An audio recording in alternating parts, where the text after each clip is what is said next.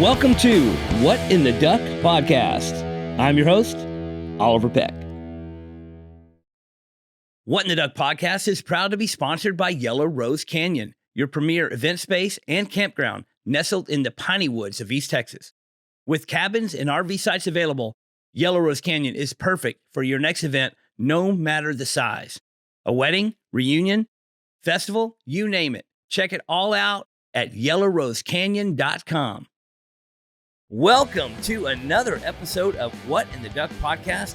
As always, I'm your host, Oliver Peck, and today I have an interview with my buddy, John Pedigo, local Dallas musician,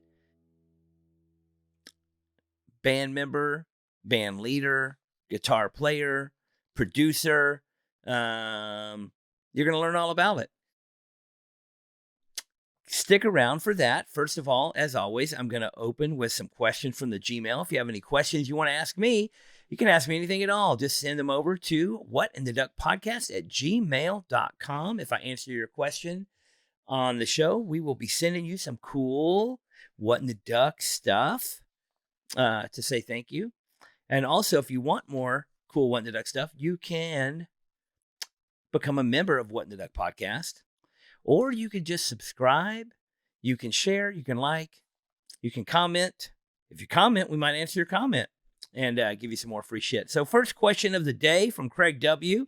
Hello, Oliver and What in the Duck podcast people. Why do you hoard pennies? He says. This is a two-part question. First question, why do you hoard pennies? And I guess the real answer is because I started saving change when I was young. And once I start something, I just obsessively do it and endlessly.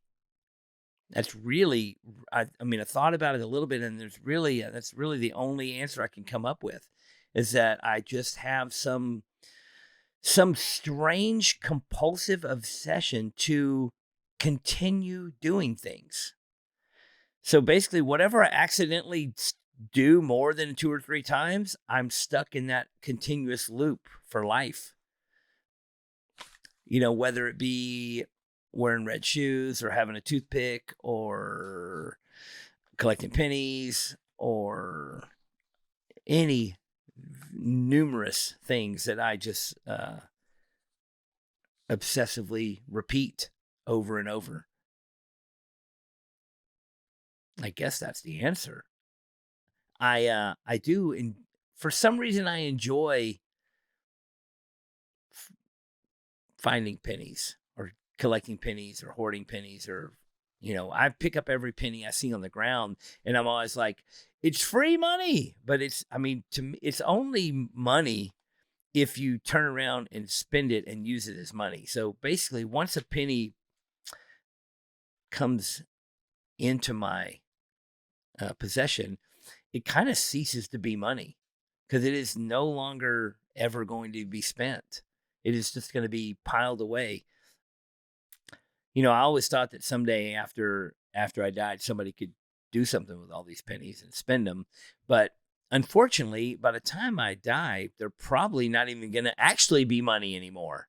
So it'll just be, hopefully they'll be worth a bunch in copper weight, and it'll be worth more than a penny. Basically, the short answer is I got problems. I've got problems, and I'm just dealing with them the best that I can.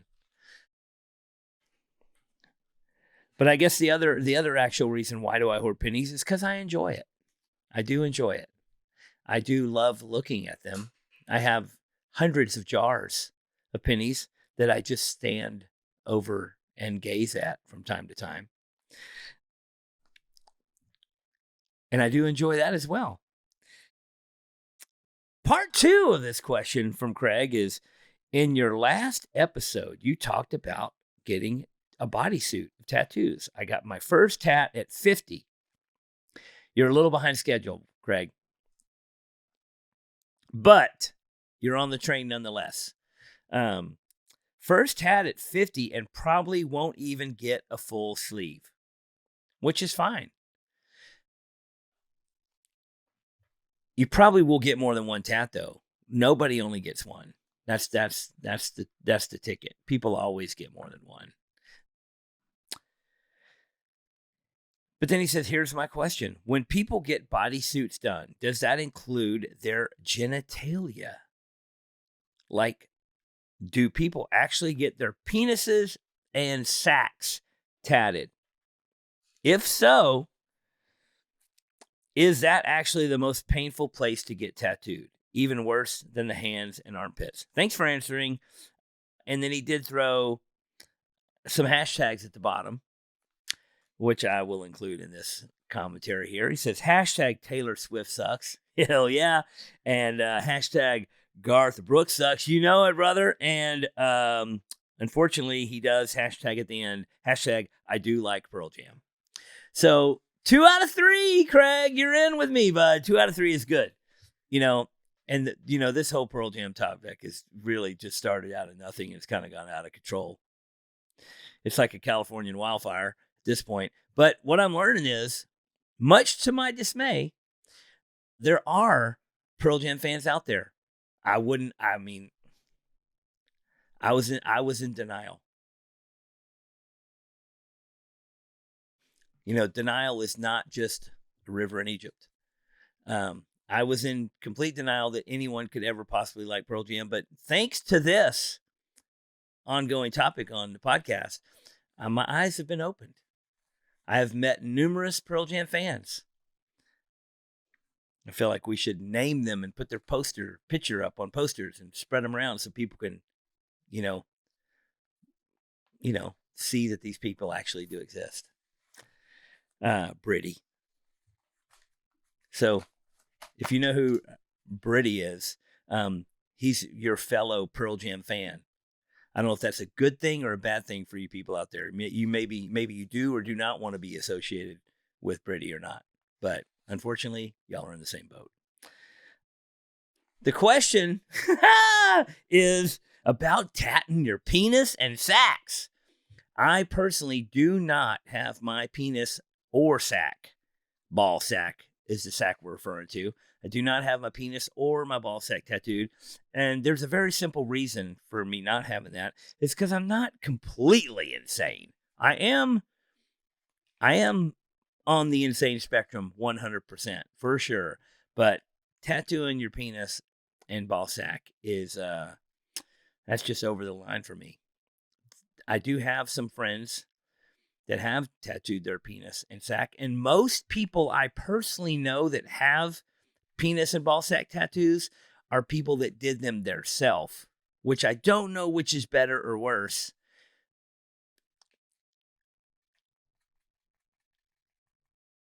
I can't think which way would be better for me personally. If I was going to get a ball sack tattoo, would I want to do it myself? No. But would I want somebody else doing it? Also, no.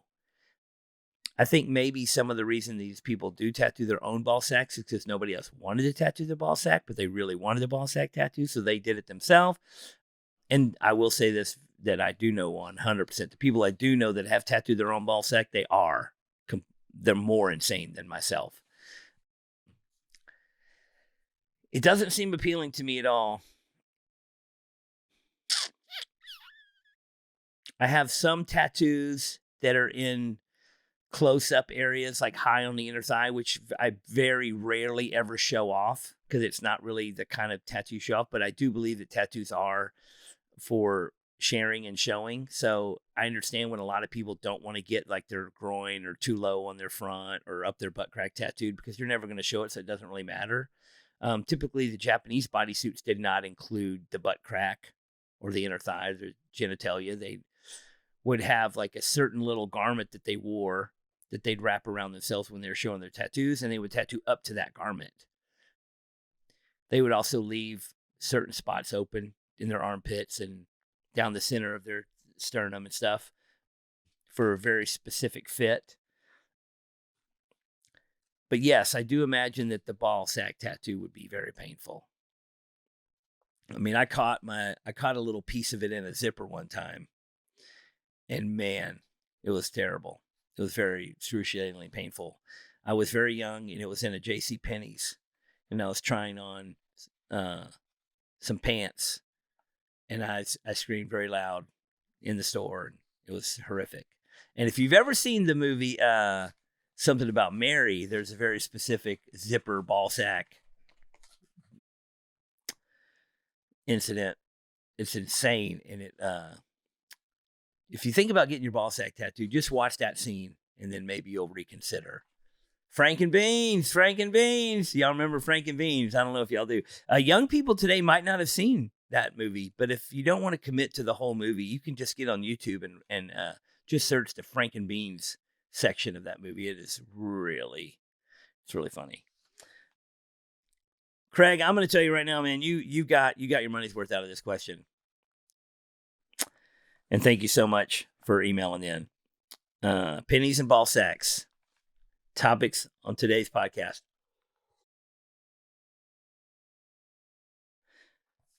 There's another question here. I think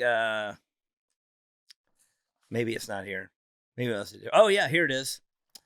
From Savannah C. This is on the same topic. Not ball sack topic, but kind of similar.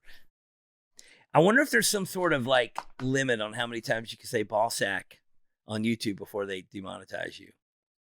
If there is such a thing, we've definitely hit it. We've definitely over our allotted amount of ball sack references so far. So if you're listening, thanks. If you're still here after so many ball sack references, then you're committed. I feel like the people that are still here right now are going to stay through to the end. We probably lost a few people already, though. So on to the non-ball sack related portion of the show. Savannah C says, hi, this is a very short to the point question. Hi, I'm curious to know if you have any specific reasons for not tattooing your feet. You know, I started off with this question saying it wasn't going to be about the ball sack, but I instantly am like seeing the correlations between tattooing my feet and tattooing my ball sack. I don't want to show off my ball sack. Therefore, I don't need a tattoo on it that I'm not going to show off. I also don't show off my feet. So I don't want to tattoo my feet. I'm not really a show off my feet kind of person. One of my pet peeves is visible feet exposure in public. Like people that wear sandals and flip-flops in public. I do let people slide on this rule when it's at the beach. But at the airport, at the tat shop, out on the fucking busy sidewalk streets, you're wearing sandals and flip-flops. Come on. Cover those fucking things up. Nobody wants to look at your little fucking dirty ass sausage toes hanging out in public. You just don't. Very much like nobody wants to walk around with their ball sack hanging out. I don't want people walking out with their fucking feet and toes hanging out. I very, very, very rarely go barefoot. I mean, when I'm at the beach, I'm usually fully clothed. Flannel, long sleeve shirt, hat, jeans, Vans.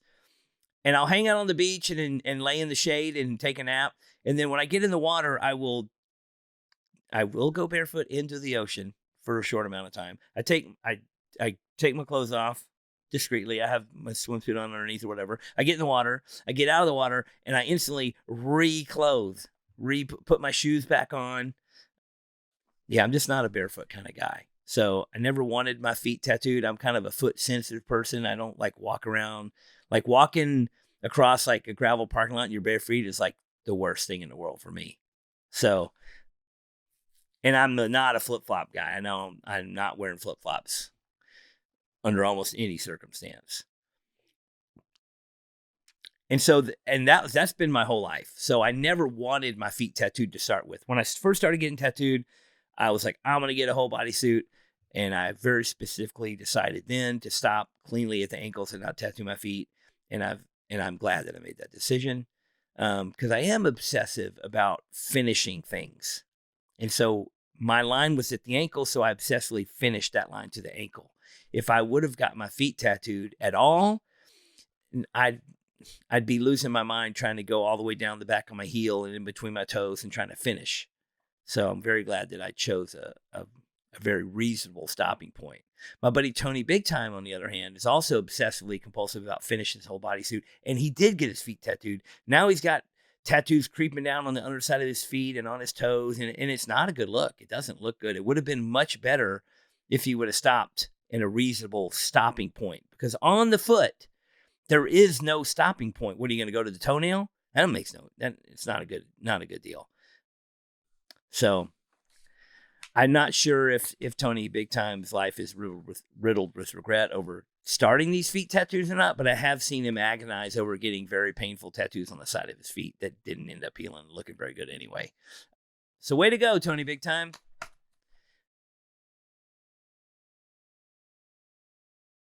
Next question.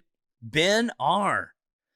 says, hello, Oliver. I've been enjoying hearing you talk about the Bike Riders movie on some of the podcasts. I'm a fan of the movie and live close to many of the filming locations in Cincinnati. My question is, what is your favorite movie? Very simple question. We talk about this all the time. Greatest movie of all time. The absolute number one top cinematic feature that's ever been recorded in the history of human time is The Big Lebowski. But my favorite movies in general are basically all the Coen brother movies, all the Wes Anderson movies, and David Fincher movies are also really good, which I'm very excited to talk about. A new topic of David Fincher comes up is that they are making a sequel to Once Upon a Time in Hollywood. I don't know if you heard about this or not. By the time this airs, everybody will have heard about it because it's new news now, but we're weeks in advance right now, so it's going to be old news by the time you hear it. But the continuing adventures of Cliff Burton, Brad Pitt's character in the Once Upon a Time in Hollywood movie, written and directed by Quentin Tarantino. Quentin Tarantino has decided that he is retired from making movies, but he still wrote a movie, and now David Fincher is going to direct it. And that seems like a fucking badass combination. Quentin Tarantino writes it. David Fincher directs it. Brad Pitt's in it. Win, win, win. That's the movie review section of the show today. One last question real quick, and then we're going to get on with bringing John Pedigo out here so y'all can check that out. Ryan Bradley says, hey, Oliver, love the podcast. Thanks for introducing me to the band Lucero. I will say, first of all, man, thank you for appreciating that. They are one of my favorite bands of all time, and I love being turned on to new cool things. And I also enjoy when I can turn somebody else on to something that ends up being a big part of their life. And Lucero is definitely most people that are big Lucero fans, it's like it's definitely a big part of their music listening experience. Just being a Lucero fan is like, they're just something special. There's something special about certain bands, and Lucero is one of them. He says, I just downloaded some of their tunes. First, what is your top 3 Lucero albums? And I will say that the first album, the self-titled Lucero album, is still one of my favorite albums of all time. And it's just timeless. It's just a timeless album. There's a lot of other Lucero albums that kind of fit the time that they were recorded in, and they were kind of like, they evolved through different stages of their career. But the first album is it's one of those albums and some of those songs that you could hear and you wouldn't know if it was a brand new song or 30 years old or 40 years old or 50. You know what I mean? It's like, even when it was new, there were songs on there that you thought that could have been really old songs. One of my other favorite Lucero albums is 1372 Overton Park, which is also not a lot of people's favorite record. And every time I tell Ben that's one of my favorites, he's always like, really? That one? But yeah, it is. And then obviously, to be kind of cliche, most people's favorite album is That Much Further West, I would say. And it is one of my favorites. But to be honest, they're all good. But if I was going to tell anybody to listen to Lucero, I would say listen to the first album first, and then listen to the second album second, and listen to the third album third, and go down the discography. And same as I tell you to do with the Beatles, and same as I tell you to do with any band. It's like, grow let the music grow the way it did organically, like, because this band has been a band for over 20 years, and they have definitely grown and went through phases and have evolved into different stages. And if you just listen to random songs from random albums in random order, it's going to seem kind of chaotic. But if you listen to, the albums in order, it is a constant evolutionary flow, which is great. Last part of this question, he says, I don't know. He said he heard a story. I don't know who you heard the story from. He says, I heard a story that when you were in a relationship, he says with the prominent artist back in the day, it went south and you proceeded to throw her shit in the dumpster. When I heard this, I laughed and said, that sounds on point. Is this true? Thanks, Ryan. You probably have heard, I don't know who you heard these from, but there's multiple stories that have gotten tangled up, and parts of one story and parts of another story. There was a relationship that I was in that was just, not who you're thinking it was, but we broke up. It was a kind of a bad breakup. We lived together in a rent house, and when we broke up, we had a discussion about who was going to stay in the house and who was going to move out. The house was in my name, this is very long time ago, 2001, 2, something like that. And which is amazing that I was able to get the house in my name in the first place, because I was, I didn't have good credit or any good standing in the community or whatever, as far as financially goes back then. But I did have this rent house in my name. And the guy who owned the house, I kind of knew a little bit. And we were, I wouldn't say we were buddies, but we were friendly. And so that's probably what helped me be able to get the house. So when we moved out, she decided she wanted to stay. This unnamed person decided she wanted to stay, and that I was going to move out. And I said, well, you have to get the house in your name if you're going to stay here. She goes, yeah, whatever, no problem, or whatever. And then I was like, I just moved out, assuming that she took care of shit or whatever. 2 months go by, and the landlord calls me. And I said, hey, what's up? And he goes, dude, what's going on? Like, nothing's happened. Nobody's paid rent in 2 months. And the rent was $900 a month. 2 months, owed $1,800. And he was going to file fucking eviction notice and go against my credit. And I'm like, hey, hold on a minute. She's supposed to be paying the rent. She's supposed to get the thing changed to her name. He's like, I haven't heard from her. So I called her, and we went back and forth and blah, blah, blah. And I told her she had to move out, and I told her this, and we fought. And then I went and paid the guy the money, so that and then I was like, hey, if I just pay the money, can we get out of this lease or whatever? And we made a deal, and I paid the money. And then she kind of went MIA. So I went over there and moved everything out when she wasn't there. And then she came home and everything was gone. And she thought she'd been robbed. And nobody steals everything. Nobody robs a house and takes the couch. Nobody robs a house and takes the vacuum cleaner out of the closet. Nobody, you know what I mean? Everything was gone. The house was empty because we were moving out. She called the cops, and then and then she called me, and I'm like, yeah, I took it all. She's like, well, you stole my shit. I'm like, she's like, I'm going to call the cops till you broke in. I was like, you can't break in. I'm on the lease. It's my house. I didn't break in. I have a key.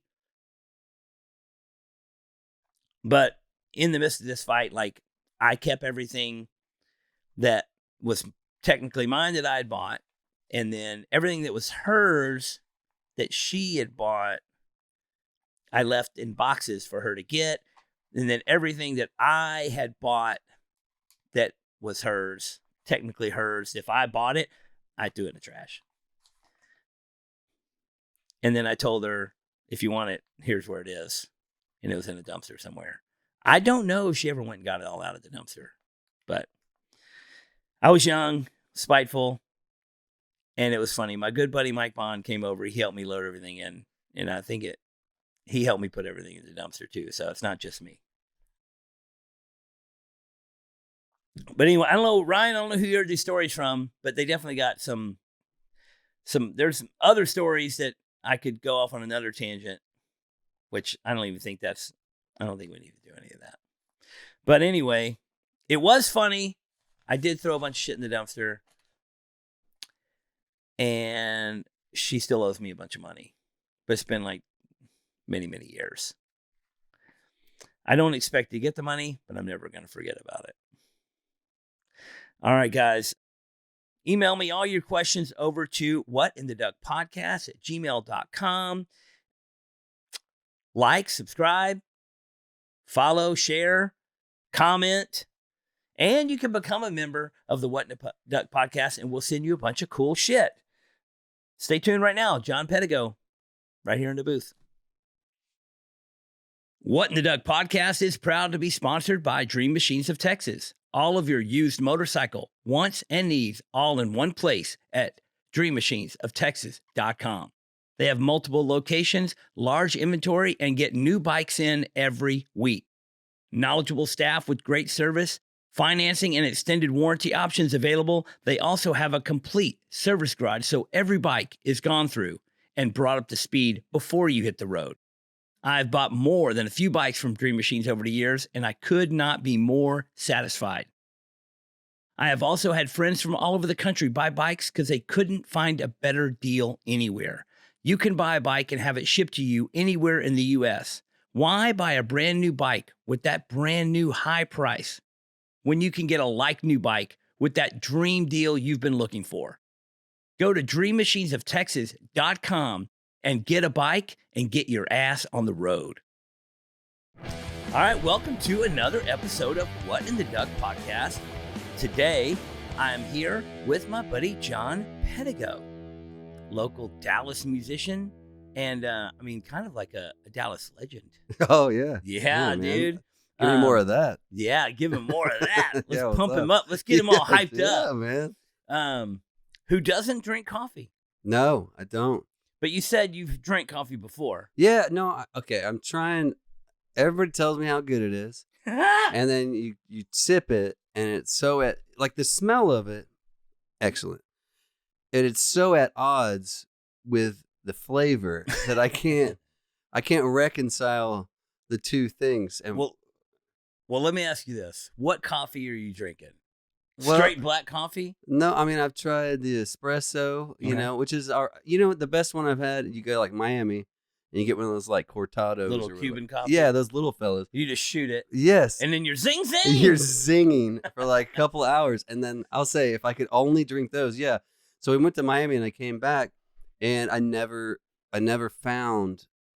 They don't have those here. Like they don't have a version of that that's comparable in any way. I think there's a place in Oak Cliff that has little Cuban coffees. I mean, it'd be worth the drive. But I did not drink coffee until my 40s. Okay. I never liked coffee. I didn't like the smell of it. I'm not really a big chocolate person either, so it's like that's the one thing that I can handle. Yeah. If I give you hot chocolate and you pour coffee in it and trick me, then it's different. But then, my coffee is delicious. It tastes like dessert. Yeah. I mean, that's about how I would have to do it. Like a child. It's like 4 shots of espresso, oat milk, vanilla, cinnamon, and stevia, a lot of sweetener. So it's super sweet, tastes like an ice cream shake. Yeah. Doesn't really taste like coffee. It's really good, but I drink it really slow because if I chug it, I'll just be pumping out of my chest. Right? Yeah, man. But I just sip it. It usually takes me a few hours to drink it. Yeah. And I just sip, but it's like. How's your insulin level after that? Is it it's sugar free. Oh yeah, stevia, right? But it's sweetened. Right. It's so good. Yeah. It's so good. But I still can't drink a regular coffee flavored coffee. No, it's heinous. It's like heinous. People, that is a heinous flavor. when people just get black coffee, it's crazy to me, dude. It's insane. I have taken a few sips of a black coffee before, like a cold brew, just straight, Right. and I'm just like, oh. Well, sometimes I'll drink that cold brew just to make sure. Like I know it's gonna get me going, and I can just shoot it, and I just get it over with. But I don't know. I'm a child when it comes to that kind of stuff. I like it to be delicious. Yeah, dude. What's the point? What are we doing here if it's not gonna be delicious? Like, like I'm drinking garbage all the time. What are you talking about? You got to get the oat milk latte with a lot of flavors in it. I mean, you can get any flavor you want, caramel or whatever. But the vanilla cinnamon combo is incredible. Yeah, it's really. I quote. I say I'll take a large oat milk latte, extra shot, sugar-free vanilla, shitload of cinnamon. Yeah. I always say a shitload of cinnamon because if you say extra cinnamon, it's like sprinkle. I mean, it changes. I gotta have cinnamon in there. But yeah, now I'm at like a coffee. I'm like full on coffee, dude. I go to coffee shop every day. Yeah.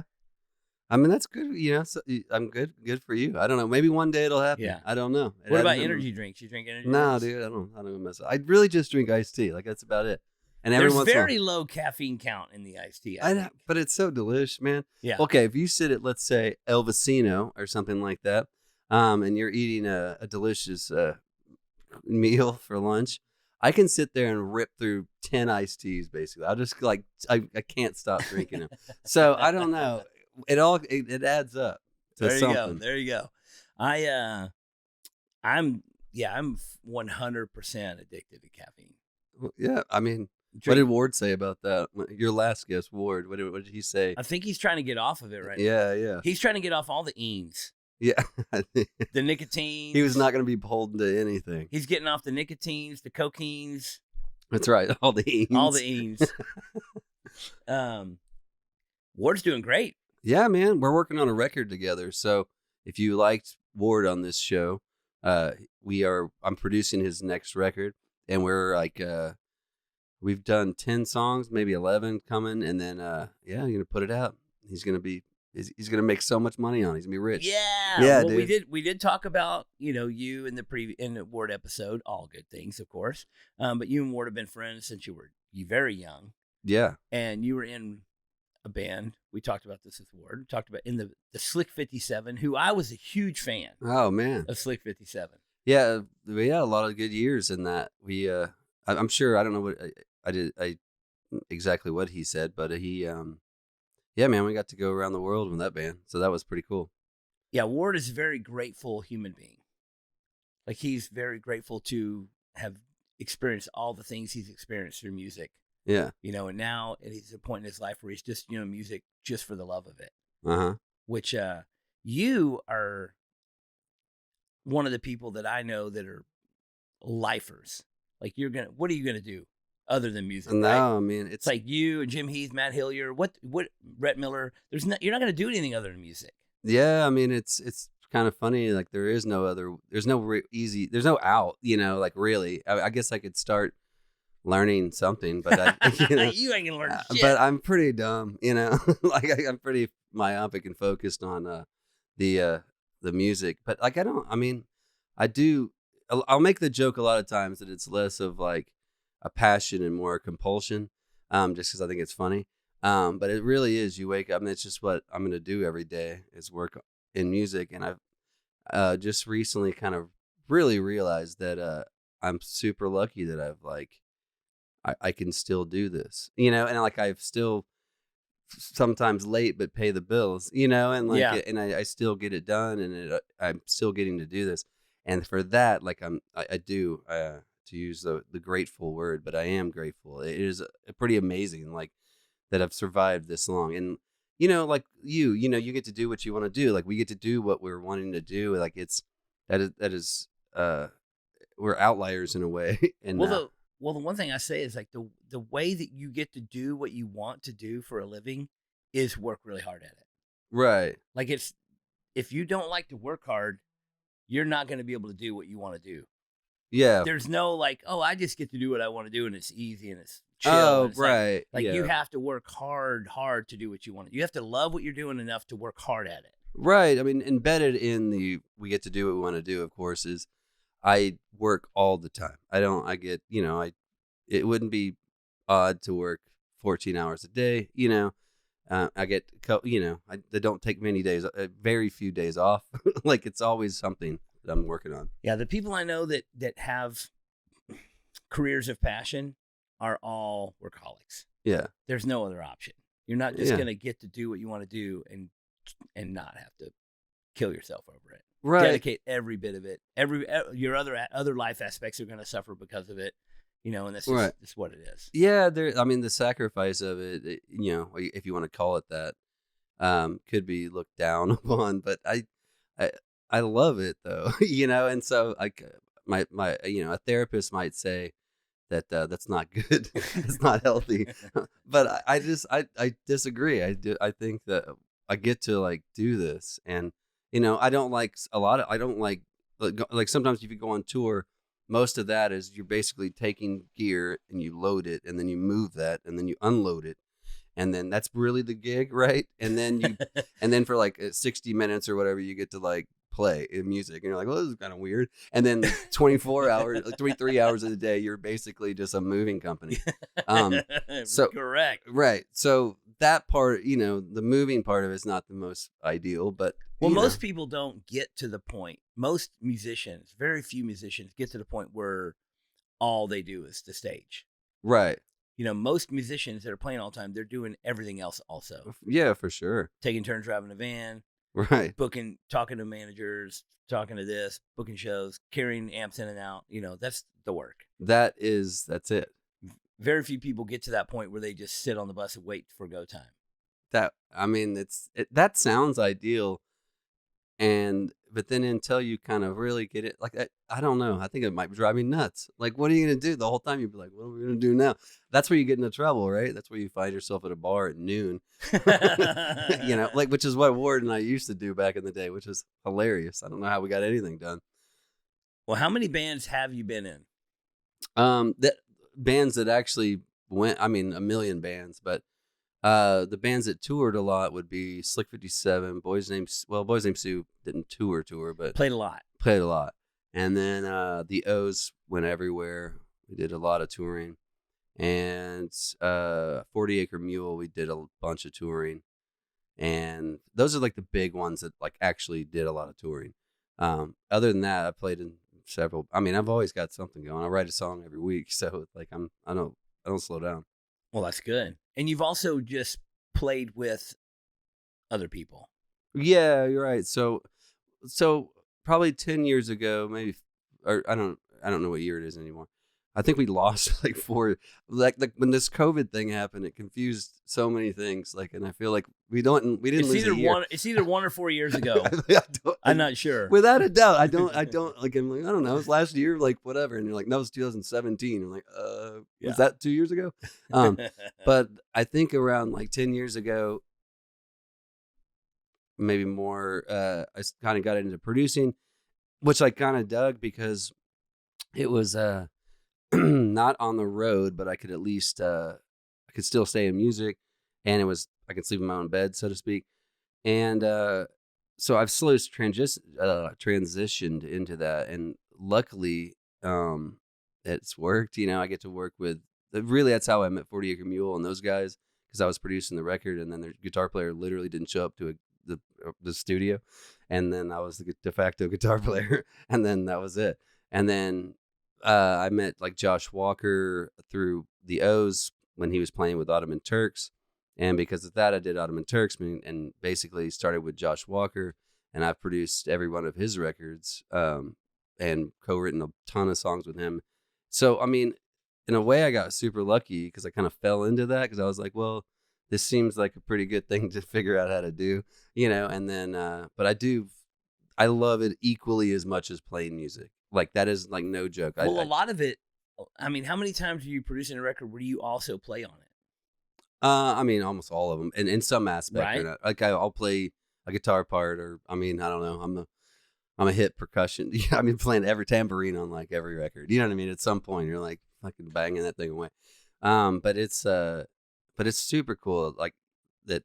I don't know. People call me to do that. Like, I don't know. I try to help people make the thing they're trying to make. It's a weird, like, because you'll say, like, oh, I have this thing in my head. Every artist says that, like, oh, sound in my head. And then I have to kind of interpret that and go, what does that actually mean?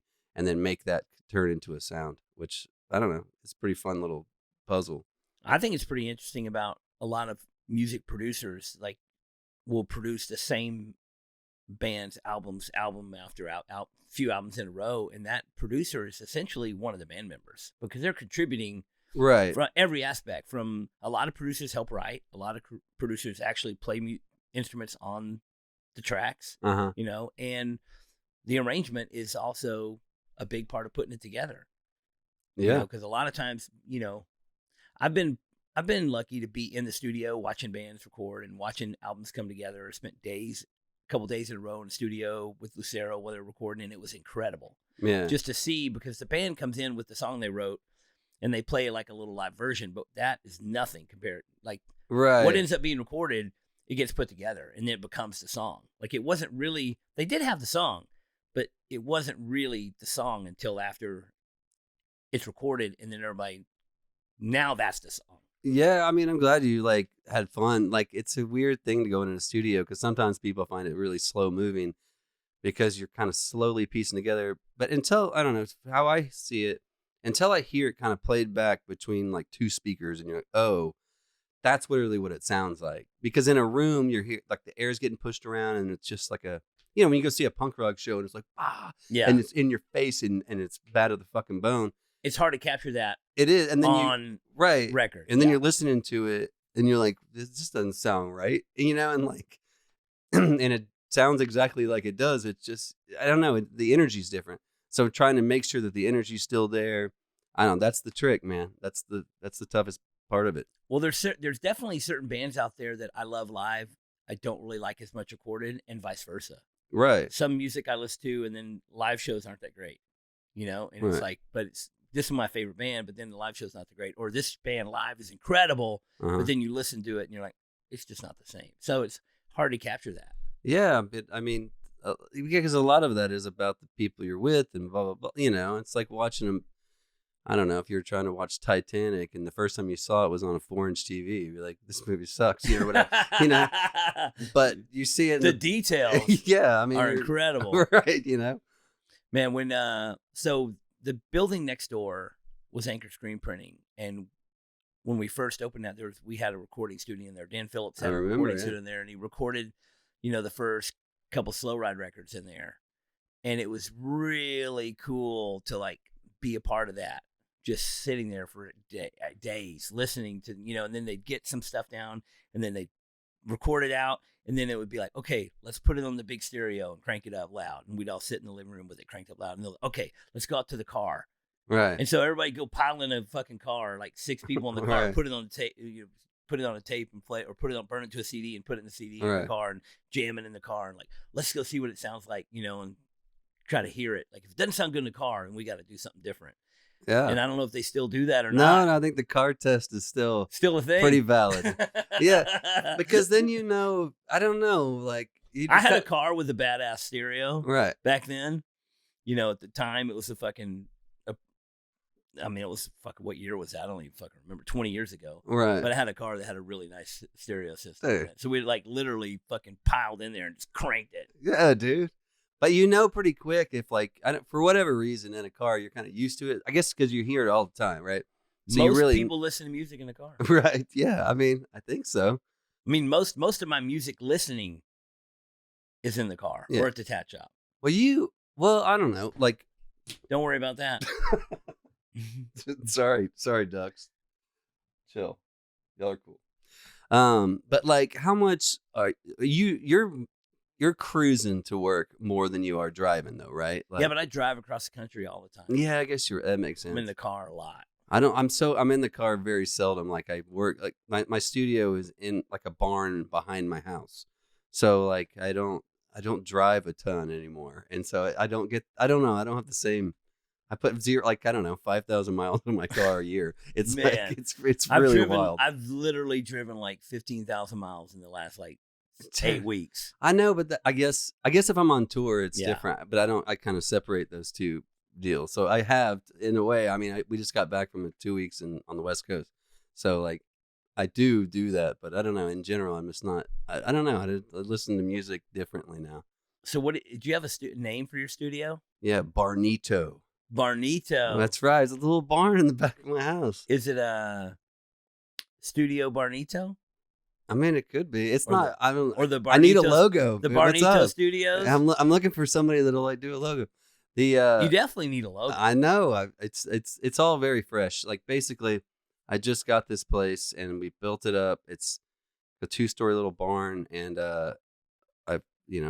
my new console's coming in 2 weeks, and then it's gonna be fully functional. But I've been cutting bands out there so far. What all do you have in there? Do you have like isolation chamber or anything like that, or Yeah, well, so like a closet? the irritable Bob Suffolk, English Bob, if you've ever met him, built the studio, and he's a fucking legend, man. He lives in town, but his first studio he built was the Beatles studio. Like it's like an insane story, like the places he's worked. So you basically have It's a cool. generation of the Beatles studio in your bar. Sure. Yeah. I mean, I would no, but like, it's pretty cool. Like, it works anyways. And so he's built this, and then, we'll have a nice big Neve console. It's really cool. And, but it's all basically one big room. I kind of like being in the room with the people tracking. I don't like to communicate kind of through a weird button through the walls, and then you're talking through headphones, and then it's like, I don't know, it gets in the way. Like we can't just shoot the shit. Like you've got to like, you know what I mean? And you're talking through like walkie talkies, and I don't know, you can't communicate the same way. There's more than one way to do it. Yeah. Right. It's the same room, man. We're just talking shit. How much do you record like live style very much, like with everybody playing at the same time? That's the most ideal, and usually that's it. Because I'm doing like mostly. And you go live. back and lay over a guitar track over the top, or something. Right. I generally try to get a live band going at once, and I only do really like bands and stuff. I'm not doing a lot of hip hop or anything, so like it's mostly just like live instruments. And so I get everybody going in the same room, and then like my goal is at the end of the day, the band comes in and goes, that sounds like a song, you know what I mean? As opposed to like, this is going to be great. Like I'd prefer that they leave and it's like, this sounds kind of, we're heading in the right direction. Like it's a real thing already. And the faster I can get there, the better. Because that keeps everybody's energy up, I don't know. I couldn't imagine like working on a Marvel movie when they're shooting like half a second a day or whatever. Like that seems so fucking tedious, but like somebody's got to do it. Yeah, that does not seem. It seems the more I know about movies and filming, the less. I mean, you were in a TV show. I guess it was fast though, right? No, it was fucking so miserable. Right. Like, I mean, it is. There is a lot of fun, but there is so much doing nothing. Yeah. That's like my quote that I always say is like, on that show, my job was to sit around and wait for my turn to talk shit. Right. Like in a 15-hour day, I got what would be on TV for maybe 2 minutes. Right. You know what I mean? Like me talking maybe 2-3 minutes at the max of a 15-hour day. Because the show, I mean, we would film 3 15-hour days with dozens of cameras, with 18 plus cast members for a show that lasts 42 minutes. Yeah. You know what I mean? So how much, like, I'm not going to get 30 minutes. Right. You know what I mean? No way. Dave, like, got the most, and he's, like, got maybe 8-10 minutes. Yeah. You know what I mean? So it's like, after, 6, 7, 8, 9, 10 seasons, you're just like, I just been sitting here for years. Like the amount of time I just sat here doing nothing is like insane.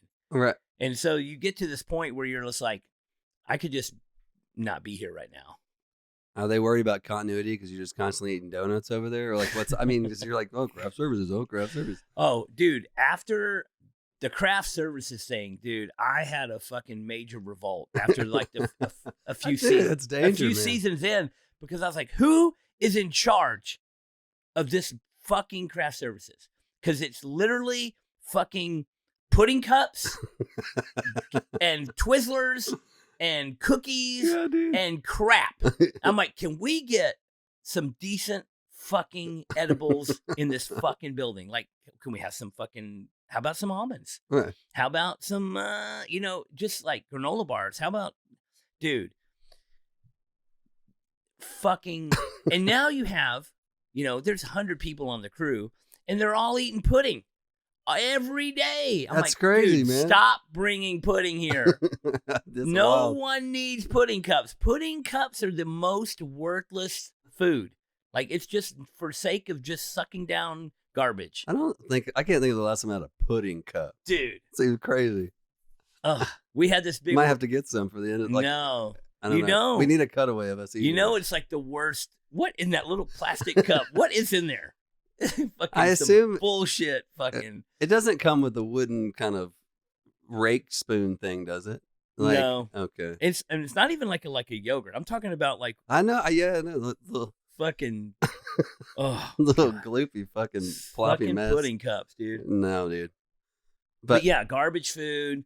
Like, you would literally see through the course of a season everyone gaining weight. Right. And so I'm just like, man, I cannot even walk by that table anymore. Right, dude. man. There's just every kind of candy, every kind of bullshit cookie, every kind of just like garbage fucking hot Cheetos, and just, there's not a single, can we just get some decent fucking snacks here? And you were staying, when you were doing that show, you had like a wagon that you were staying in. I was staying in an RV for the most of it. But the first couple seasons, I was in a hotel and on set the whole time. Then I was just like, dude, I can't do this anymore. I got to like get away from this thing a little bit. But other than that, they did have meals every day, and the meals were nice. The meals were fairly good. But the snacks for the first few seasons were just atrocious. Yeah, dude. Yeah, I had a big, we finally had all these, I was like, we need to get rid of all these fucking pudding cups and not get any more. So we organized a pudding eating contest. Okay. Which definitely ended with people puking. Well, that's a good way to take care of that, man. Well, the best thing is the people that ate all the pudding and then the people that watched people eat all the pudding, it turned them off. Nobody wanted to eat pudding anymore. So pudding cups. Dude, that's just a fun way to stage a coup. So the new, what are you recording right now? You're recording with Ward. Yeah. And that's his own album, but you are producing it. Right. So on my docket right now. But you're in the band. I mean, technically or untechnically? I'm sure if he played a show, he would want me to play something in it. Yeah. But I don't know. I'm not officially in his band. But I'm doing his... Is anybody officially in his band? No, he asks people whenever they kind of come around to play on the album. But who knows what's going to be, I'm not... Who knows? TBD. Yeah. He seems like he wants to play shows, which is cool because he hasn't wanted to do that in kind of a long time. But I got his record. There's some new... Well, a lot of stuff was with Josh Walker. So with Josh, we have a new record we're about to drop next month. So it's in June of 2025, and it's called Tropicana, and it's kind of beachy country vibes. It's really fucking bad to the bone. It's so cool. At least I think it is. Like, I hope people like it. It's real cool. It's like, but the name of the band is Tropicana? No, it's Joshua Ray Walker, and his album is Tropicana. Okay. We got that. We're about to start tracking another one that'll come out in September called Stuff. And then a big studio album next spring will be called Ain't Dead Yet. And that one's mostly cut, which is cool. And then there's a documentary about him that we're kind of doing the soundtrack for. And we're going to do this summer. So there's like a ton of his stuff and then sprinkled in. I mean, he's killing it. Yeah, dude. He's talk about a dude that works his ass off, man. That's no joke. Like he's serious. So that's cool. I'm glad that it's good. It's working. You know what I mean? He's not just throwing darts at a wall. Like it's actually going somewhere, which is super cool for all of us. You know, it's just cool. And he's a good dude. But one thing that's pretty fun is me and Matt, like, Matt Hillier, like we're doing this kind of video kind of cast thing where we're gonna bring people into Barnito and shoot like bands. With like we'll have an artist come in and play with our band, so to speak. And that's gonna start shooting this summer, which is pretty cool. You know, like little episodes. Right, like they'll come in and play 3 songs, and then maybe there'll be a quick little chat or whatever. Is this going to be like a YouTube thing? Yeah. It'll be not to infringe, not to compete with other, podcasts and things. It's a little more. It's all music centric, and I don't know. Hopefully that'll be cool. But another wild thing, I think you'll think this is pretty wild, is that Matt and I are going to co-produce Todd Deathridge's next album. Really? Yeah, dude. Man, me and Matt talk about Todd Deathridge every once in a while. I haven't personally seen or talked to Todd in so many years. Right. I've listened to his stuff, periodically, just seeing what he's up to. The other day I went on a deep dive trying to find some of his old stuff. Like Cowways or something? Well, just his old solo stuff. Oh, because okay. I have it I used to have it, on a CD a long time ago. Uh-huh. Had it on a hard drive somewhere, but a lot of that old stuff is not available on Spotify or whatever. But I used to love Todd's music. Yeah, man. He's funny, like, because he was talking about like blah blah blah. I was like, I don't know. I'm sure we're gonna like laugh a lot. Like at least Matt's there. He's fucking funny as shit. Why is my name Todd? Yeah. that was Todd's drunk quote. He would always get drunk and be like, "Why is my name Todd?" And we would just laugh. What's the punchline? That's it. Like he was just in a drunken stupor. He was I guess he was at some point dissatisfied with the name Todd, and I was like, "Hey, at least you got a cool last name." Yeah, Death fucking Rage. Get out of here. You got the coolest last name ever. I think you should just do T Deathridge. Period Deathridge. That would be a great. I'll mention that to him. Just put that on the top of the album, and then T Deathridge. Yeah. Or just Deathridge. Yeah. I mean, Deathridge is one of the. I was like, when I first met him, I was like, "That's your real name." Yeah, for real. I think I did the same thing. Let me see your license. Right. And he's just like squeaky little kid. Did you do the Deathridge on his lip? Yeah, I was gonna say. Let me see this ID. You know me. We lived together for a little bit. I didn't know that. Oh yeah, we were roommates back when he was. I didn't know that. The first place that Todd ever lived away from his home was at my house, and it was a wild time. He was, I was. That's fucking awesome. I was. You were drinking back then, I guess. No. I was sober, but he was know. drinking. But he was. I had to be like, "Hey, clean up your room. Hey, throw these Taco Bell wrappers away." You know what I mean? Gosh. Clean the dishes. No way. Yeah, it was pretty funny. We had a really good time.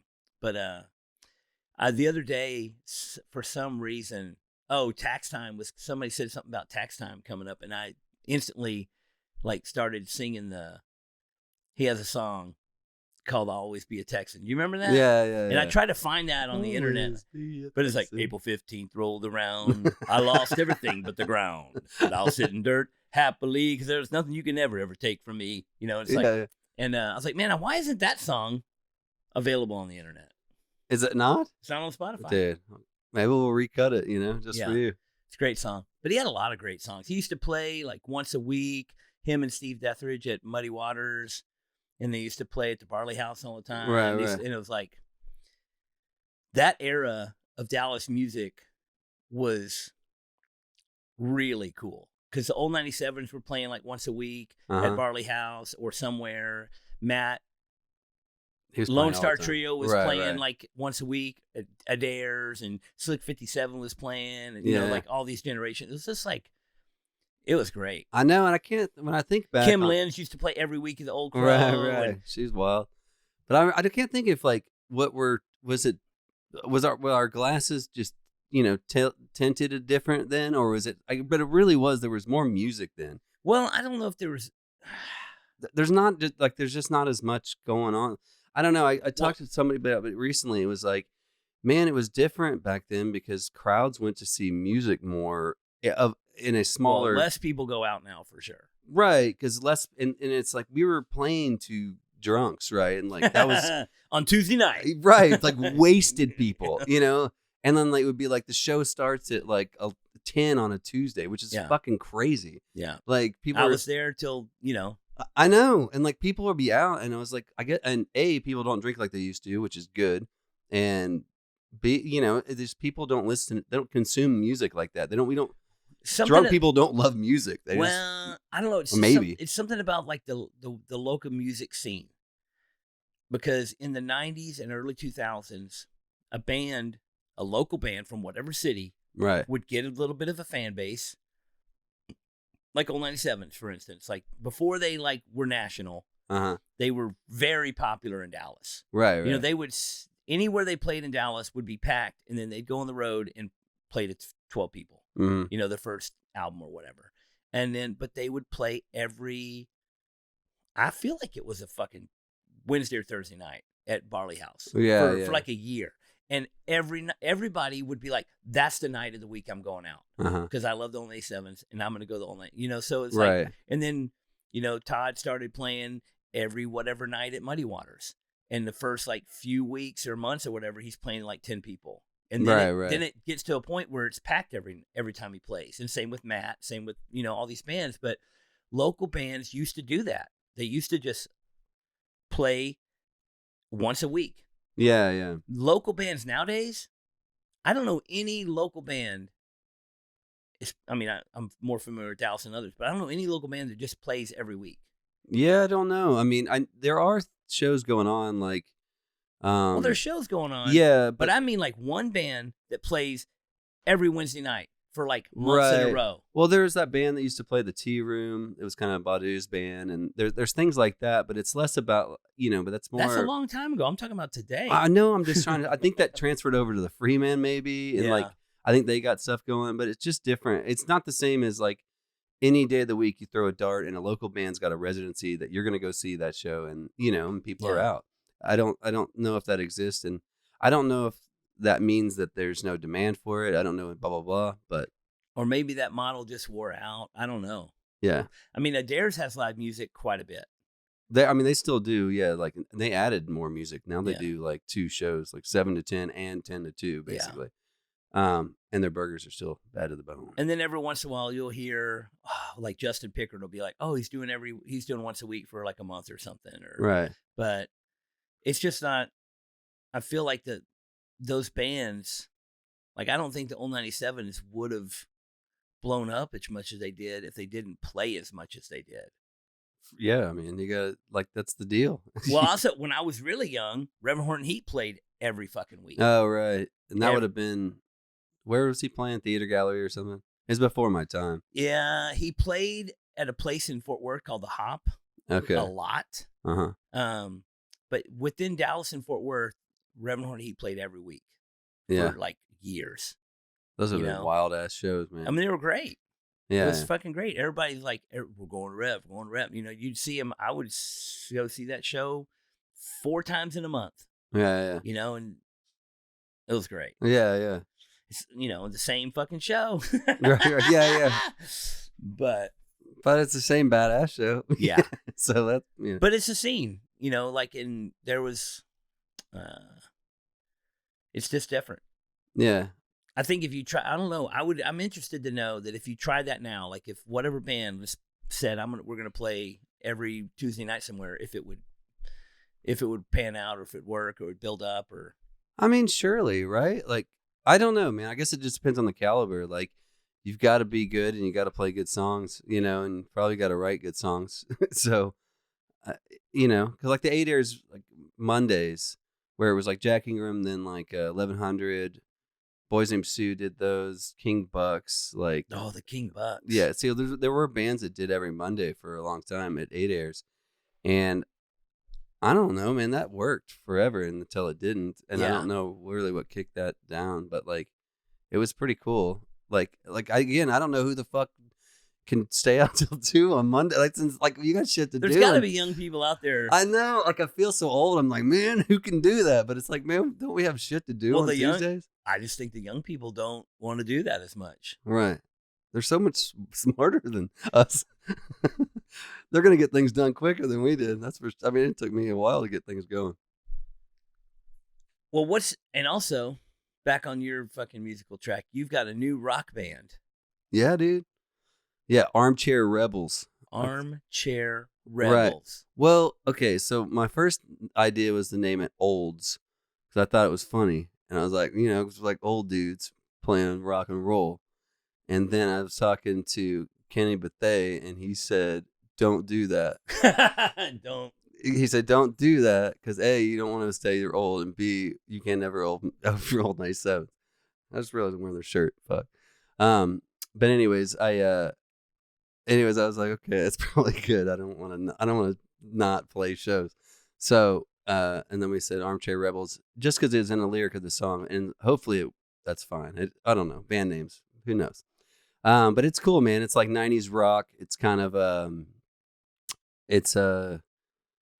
I don't know. I think people are gonna dig it. It's fucking cool. I don't know. That's all I can say. I mean, I've only heard that little snippet that you sent me. Right. And it definitely sounds. I mean, it's definitely alternative. Right, it's alternative. It's definitely, but it's not alternative in the current time. It's alternative in the 90s. Yeah. Like for us that remember the 90s, that's what alternative was. Right. I mean? It's I just think it's there's songs, I can play when and I do play them, like I write them all on an acoustic guitar, and then they kind of, and then transfer it to the electric arena, and it does seem to like it works, so there's still songs and there's still blah blah blah, but with like Robert Anderson on drums and Tim Cooper playing bass, and Tim's bass playing is out of fucking control. So I met those guys playing with 40 Acre Mule, and we toured a ton, and so the three of us just fucking love jamming. It was just like, man, the favorite part was like when we get into this thing where we're just like making shit up on the fly. And that was, anyway, that's the energy I was like, that's the energy we need to fucking harness. And so it's pretty cool. I think, I hope people kind of dig. What's funny is because a lot of musicians, younger musicians that play like, faster, louder rock and roll music, they like get older, slow down, and play country. Right. You used to play slow country, and now that you're an old man, right, you're like ramping it up and playing fast rock.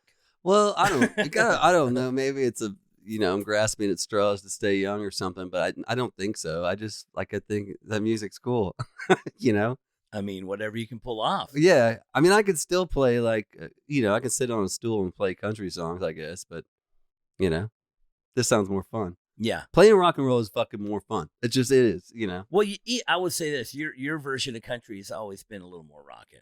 Yeah. Well, like Boys Named Sue, we kind of we kind of trick audiences and all kinds. We just did a show like a couple months ago because we don't play it very often at all. And I love this band, by the way. I love Boys Named Sue. Right. I love it.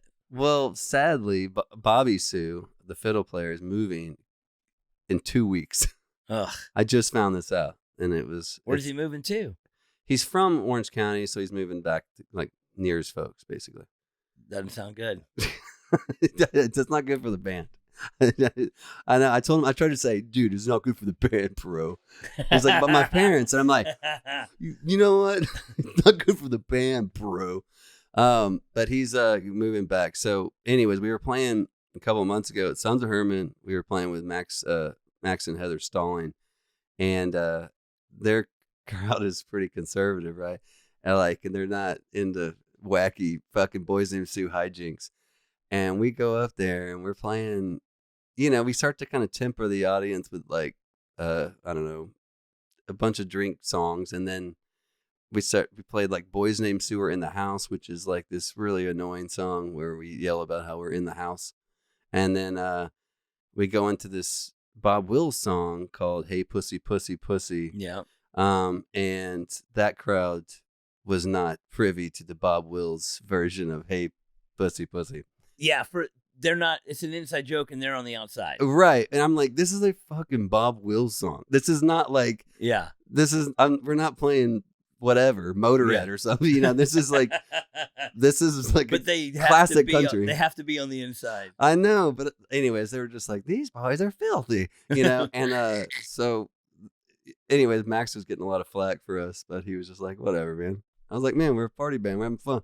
I mean, off. For me to explain what Boys Named Sue is, it's you guys, a bunch of degenerates, whatever, but you play a lot of classic country hits that you have ramped up a little bit. Right. You kind of rock edge the country hits, and then you take a few, like, let's say you take like a Pixie song, and then you like country it up a little bit. Right. So you like ramp up the country and country up the alternative and kind of play this party mix of.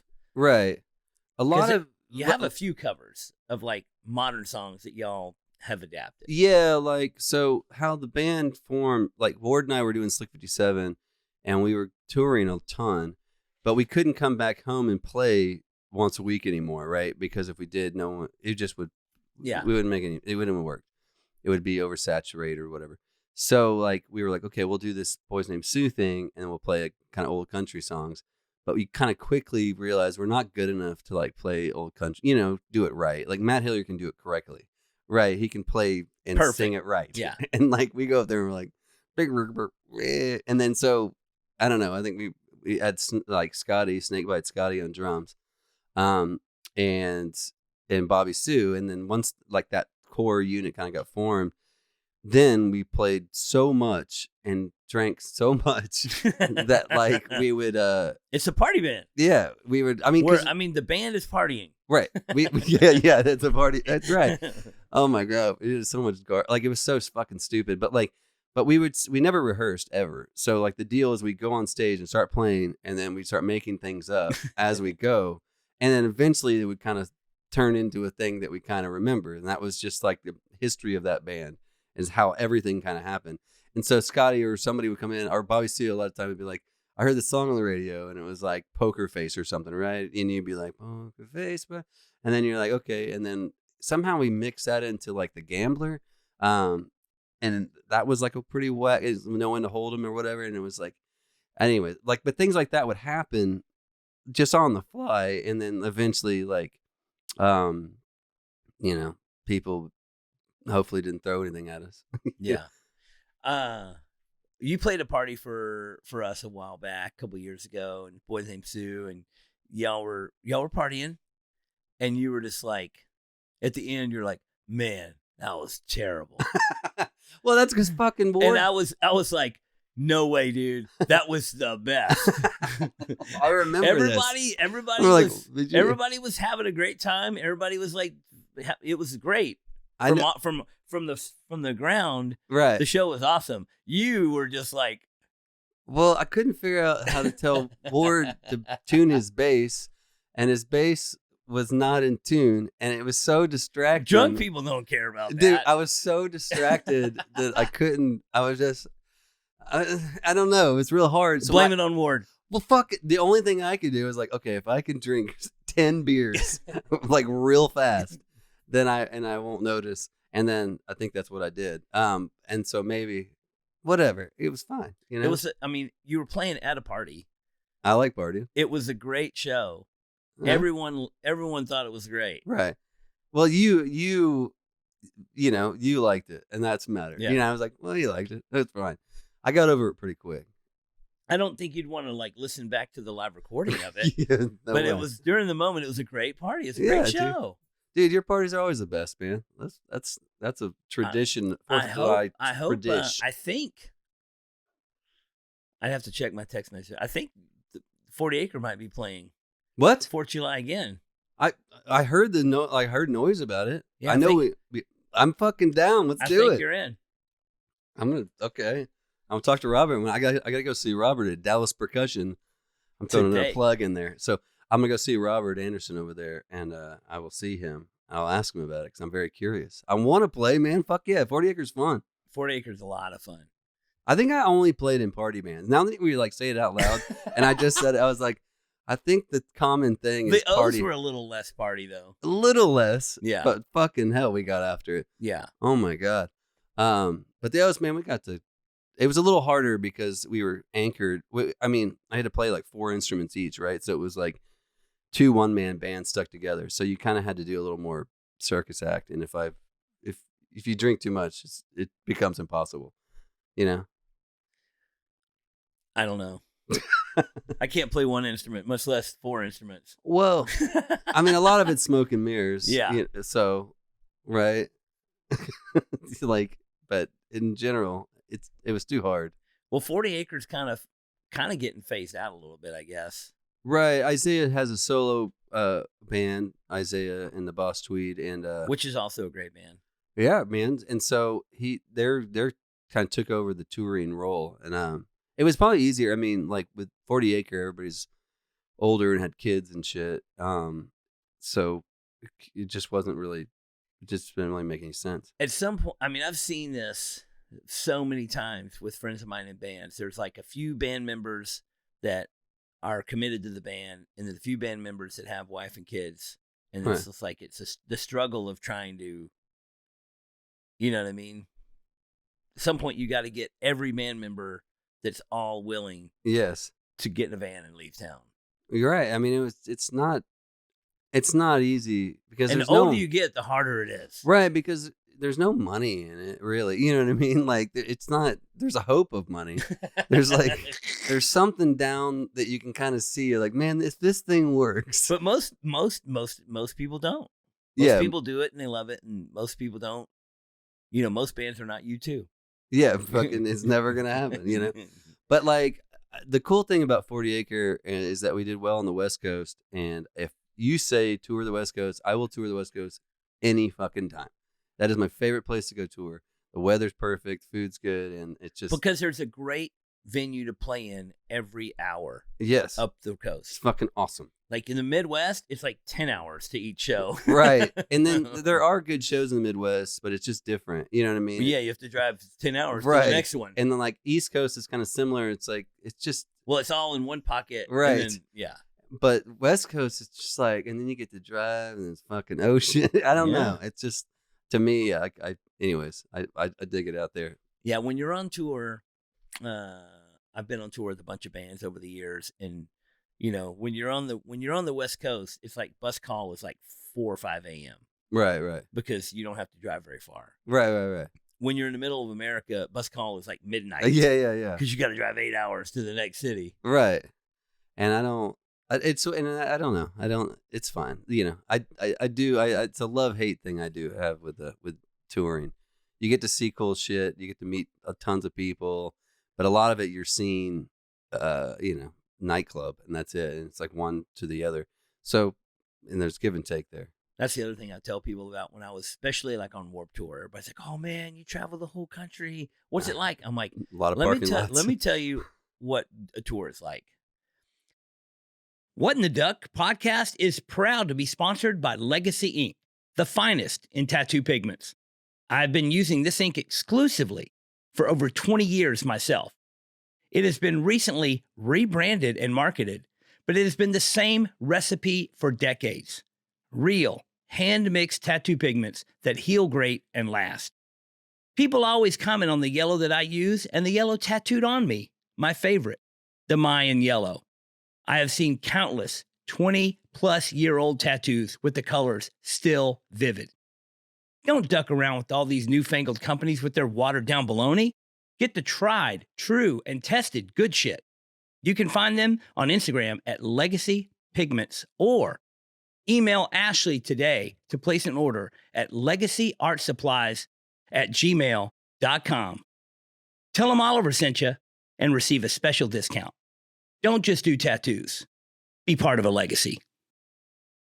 Oklahoma City and New York City, exactly the same. That's right. There's the concrete parking lot and a stage or a building. You know what I mean? It's exactly the same. The only difference is weather. Yeah. The only difference is Tucson is hot as fuck. Yeah, without a doubt. Did you do the whole Warped Tour? Yeah, we did Warped Tour. Were you tattooing or were you? Yeah. Okay. Doing tattooing. That's fucking wild. Did the whole Warped Tour like 6 years in a row. Oh shit! I didn't know you did that many. Okay. Yeah. It was a lot.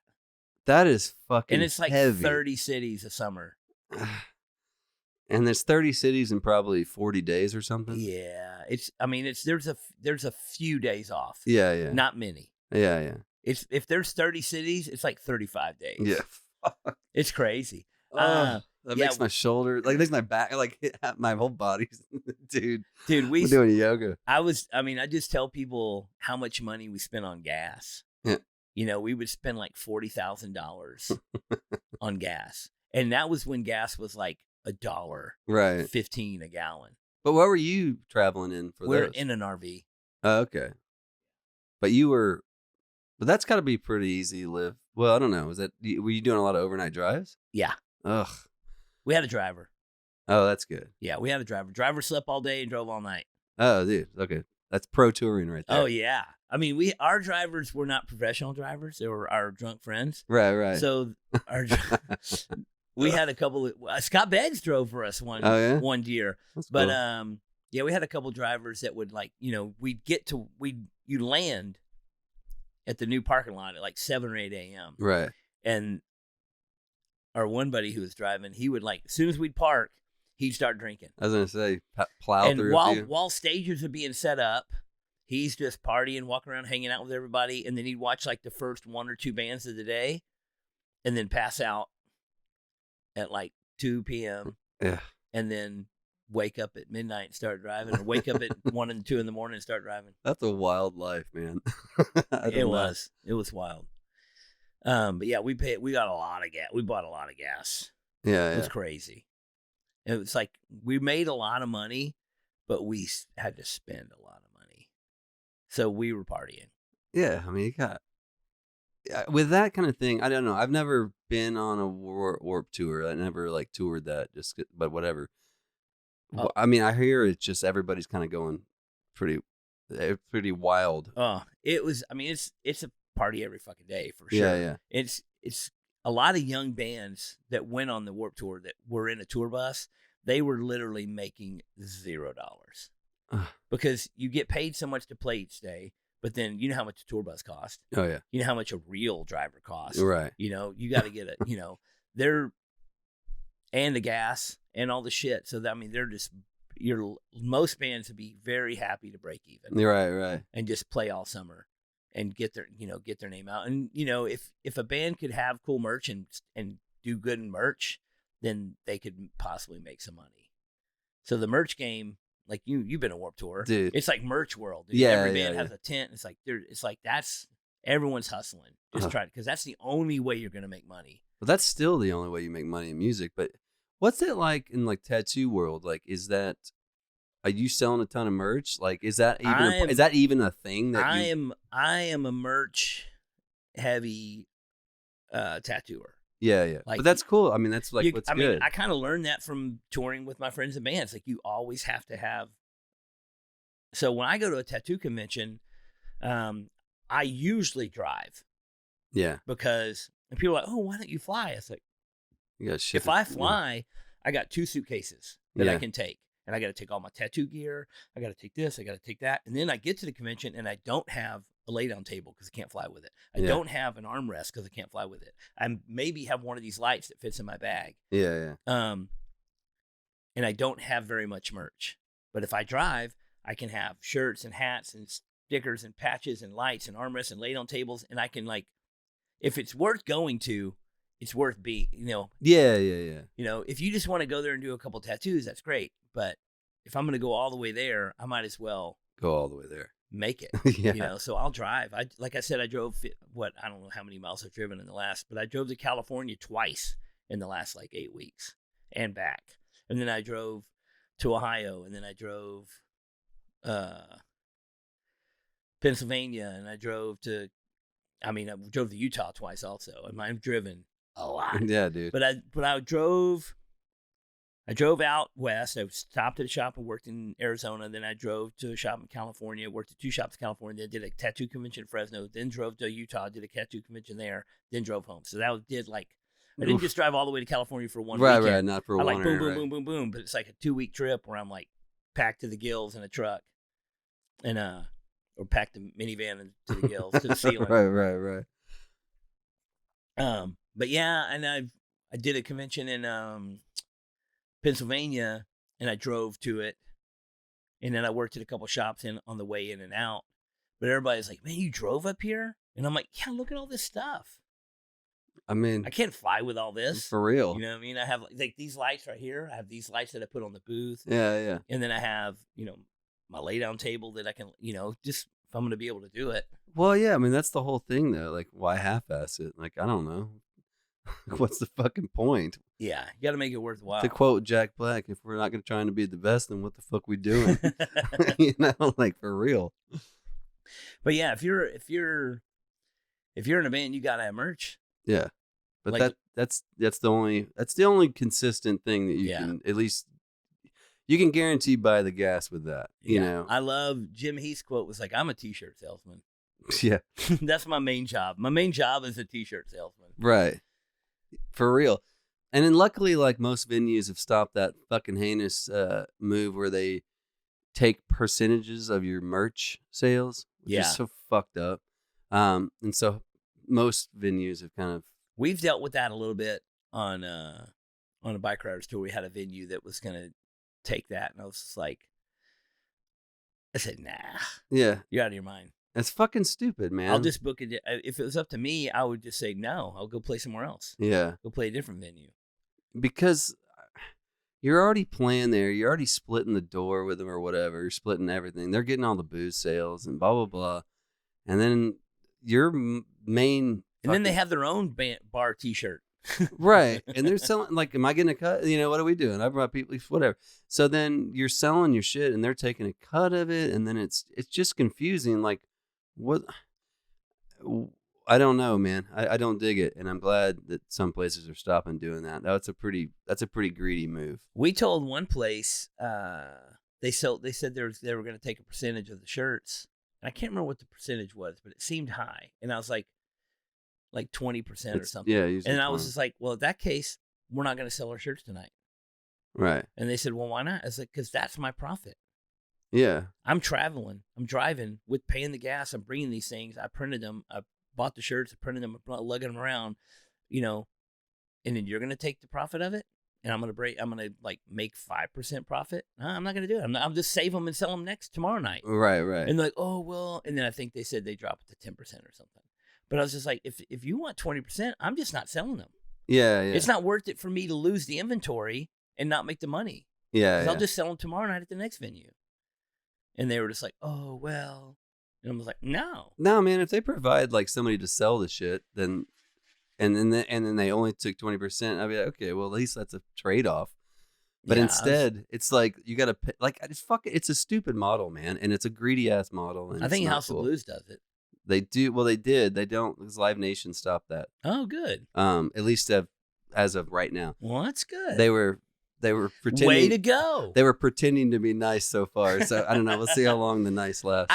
I battle back and forth with the Live Nation House of Blues thing. I've had some friends that work for Live Nation. I have some friends that work for House of Blues. I love seeing concerts there. Yeah. Especially the Dallas. It's a great place to see a show. The sound is good. The shape of the venue is nice. The floor is good. The sound in the balcony is good. I just think it's a great place. Yeah. And so when shit's going sour and Live Nation seems like the devil, it makes me fucking like almost not want to go there. Right. But I do hope that they are being more conscientious or whatever the word is. More caring about the people that make music. Because the House of Blues, the original foundation, is like literally built on the love of music. Yeah. And then it gets bought, and now it's a corporate entity, and it's a fucking whatever. And it's like, why does everybody want to ruin shit? I don't know, man. But I agree, man. I do like seeing shows there. I don't agree with that. I don't like that they only have 24-ounce beers, because I like to drink cold beer, and if I have a 24, then it's like you get 12 is hot. You get 8 ounces of cold beer, right? And then the rest is like I don't know. It's not. Well, that's so they can charge $12 for a fucking beer. It's fucking dumb. But I don't drink, dude. But we go there and we buy a round of drinks for people. It's like $100 and something. Yeah. And what did I get? Yeah, I'm unfortunately still thirsty. And you gotta get, if you get I buy a drink for Audra is like, you got to get a double. Yeah. You know, yeah, because they use like little. You got to get a double if it's like a tequila soda or something, Right. and then it's $22, and you're like, wow, Yeah, man. it's insanity. What would my granddad say? What? $22? Oh man! Oh shit! I really think that it was $22. I really think that it was a one fucking cocktail was $22 in a small plastic cup. Yeah, dude. That's good shit right there. It's crazy. Yeah, I mean, I will say that most shows I see there, the tickets are, I would say, modestly fairly priced. Right. But that's because they're charging you $22 for a drink inside. That's right. And the band's not getting any fucking bar sales, and we're bringing in the drinkers, Really, we might be t-shirt salesmen, but really what we are is beer salesmen. Yeah. I think mostly. So, but, we get to make music, right? So. Oh, man. There's a couple of bands I was on tour with where it was like almost every city was a House of Blues show. Okay. And it's kind of, then you have a show that's not a House of Blues show, and you're like, yeah. oh man, well, food's not going to be as good because when you get a band meal at House of Blues, it's always like a full meal. It's always really good, and then you go to some other venue and like, here's $8 for a food buyout. Right, yeah. Go across the street to Taco Bell. Well, I mean, it depends. Like, I would imagine, like, say you went out with Lucero or something like that. Like, those guys, Live Nation, we buy the tour, right? And so, like, it's a whole Live Nation tour. That way, it's pretty sweet because it's all consistent. Especially in the Live Nation days where they were given, like, travel stipends, basically. And that was fucking sweet. But yeah, man, then you go to the promoter that's at, whatever, Ypsilanti, Michigan. And you're like, fucking what? At the gas center or whatever. You're like, what the fuck are we doing here? But yeah, man. Well, you are your band, your new band, the rock band. Yeah, that's right. The Armchair Rebels. That's right. Is playing in a couple of weeks. Are we? Right? No, we're not. You're playing not? No. Damn it. We're gonna play. We're recording right now. I'm trying to record so I can show people at least a proof of concept. All right. And then but yeah, we're gonna play at your party. That's in a 4th couple of July. Weeks. Oh, 4th of July. Yeah. Okay. Yeah, you're playing there. Yeah. So maybe it'll be. Are we gonna play the 4th of July party? What are you saying? I'm saying when your 4th of July party. Yeah. Yeah. Who's playing that? You said 40 Acre. I hope.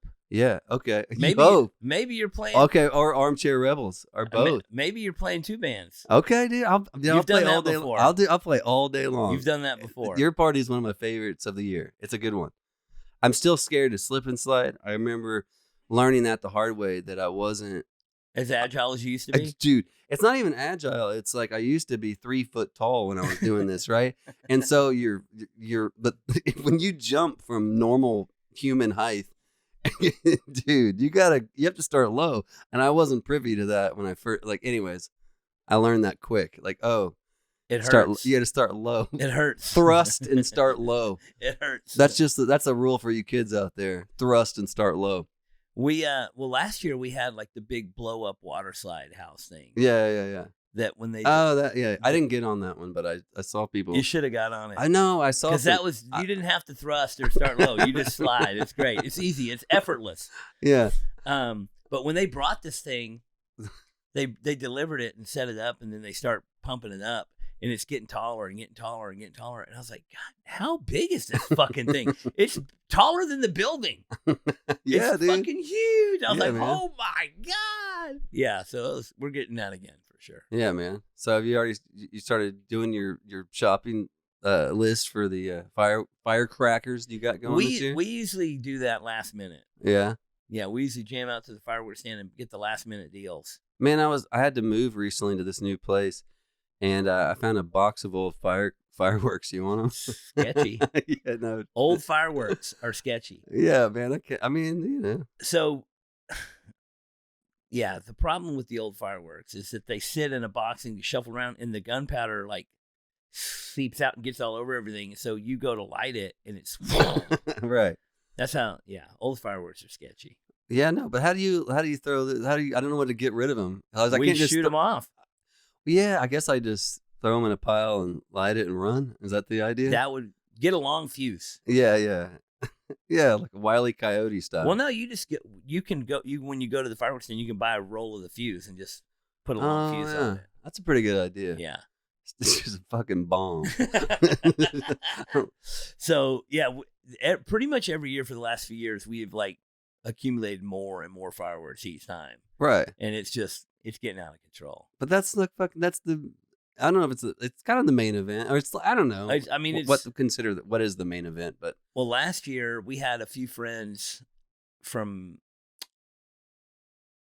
less free places in the world okay, that were here for 4th of July. And right? have never been a part of mass fireworks display in their face before, right? And they were like, "This is insane," because people that live in New York and in Los Angeles, they don't just have this. I mean, people in Dallas where we live don't do this, but like you luckily in this neighborhood, I was gonna say, you luckily kind of have isolated yourself in your compound where you can kind of get away. But with all over the Grove over here, it's just melee all night. Yeah, long. right. Yeah, yeah, but I don't know. A mile over, they don't. It's like those little tanks with a coming out of it or whatever, sparklers and shit. Yeah, dude, not over here, man. Mortar shells. Yeah, we used to go like the day before to the fireworks stand and get all the deals because they got to last minute, they got to sell it all. Yeah, man. Yeah, we a couple times a year we do fireworks. We're doing fireworks. So we have a motorcycle show out at Southern Throwdown out at Yellow Rose Canyon Memorial Day weekend, and we usually shoot off a bunch of fireworks at the end of that at night, unless there's a fire ban in the county, which should not be. We should be safe, but. So how is that going out there? It's beautiful. Yeah. You've been there. I have. 40 Acre Plate. With Lucero. That was a blast. Yeah, we need to get y'all back out there. Yeah, man. Get us out there. Get Armchair out there. Get anybody out. What's up? Sign me up, dude. I'm down. Yeah, Audra's going to sign you up. Okay. Sign me up. I'm down. Y'all going to play out there for Born Free, Texas in October. Okay. You're ready in October. Yes, for sure. We'll have a record by then. Well, ready to rock. Record release at the Yellow Rose. What's up? All right. It's official. It's on camera. You said yes. You said everybody's saying yes. Okay. Sounds great. Okay. Sounds great. Yeah, we are just trucking along out there. We're just trying to get more events, and we've got, people are booking the place to have their wedding or reunions. Right. Which is whatever, as they come in. But every week the cabins are on Airbnb, so people just staying out there. And then we have a couple events that we put on every year, a couple events a year that we actually put on. And then we have a big event, which is the Born Free Texas event, which is somebody else's event that they put on at the property. Oh, right. But Audra does a lot of work to make that event happen. So she's kind of like on staff. Right. So basically, as far as the property goes, you can do pretty much whatever you want out there. You can rent the property, put on your own event, or you can rent the property and have us supply whatever you need. Like if you need security or porta potties or paramedics or whatever, you can take over and just rent the property, or you can hire the property to put on whatever event you want. So that's pretty sweet, man. That's cool. And we're in some talks with trying to get a music festival, like a weekend long music festival going on out there, which is great because people, when we have the Born Free show, thousands of people camp. Out there. So if you could have the kind of bands that, people would come out and camp for, it could be a great weekend. Right. And I feel like mostly it's like the country music vibe is those kind of people. Yeah, I was going to say, having like a punk rock camping thing, maybe you might get it might work. Maybe. I mean, kind of be cool. Get Warped Tour to go out there, dude. Maybe. But yeah, a lot of people listen to country music also camp.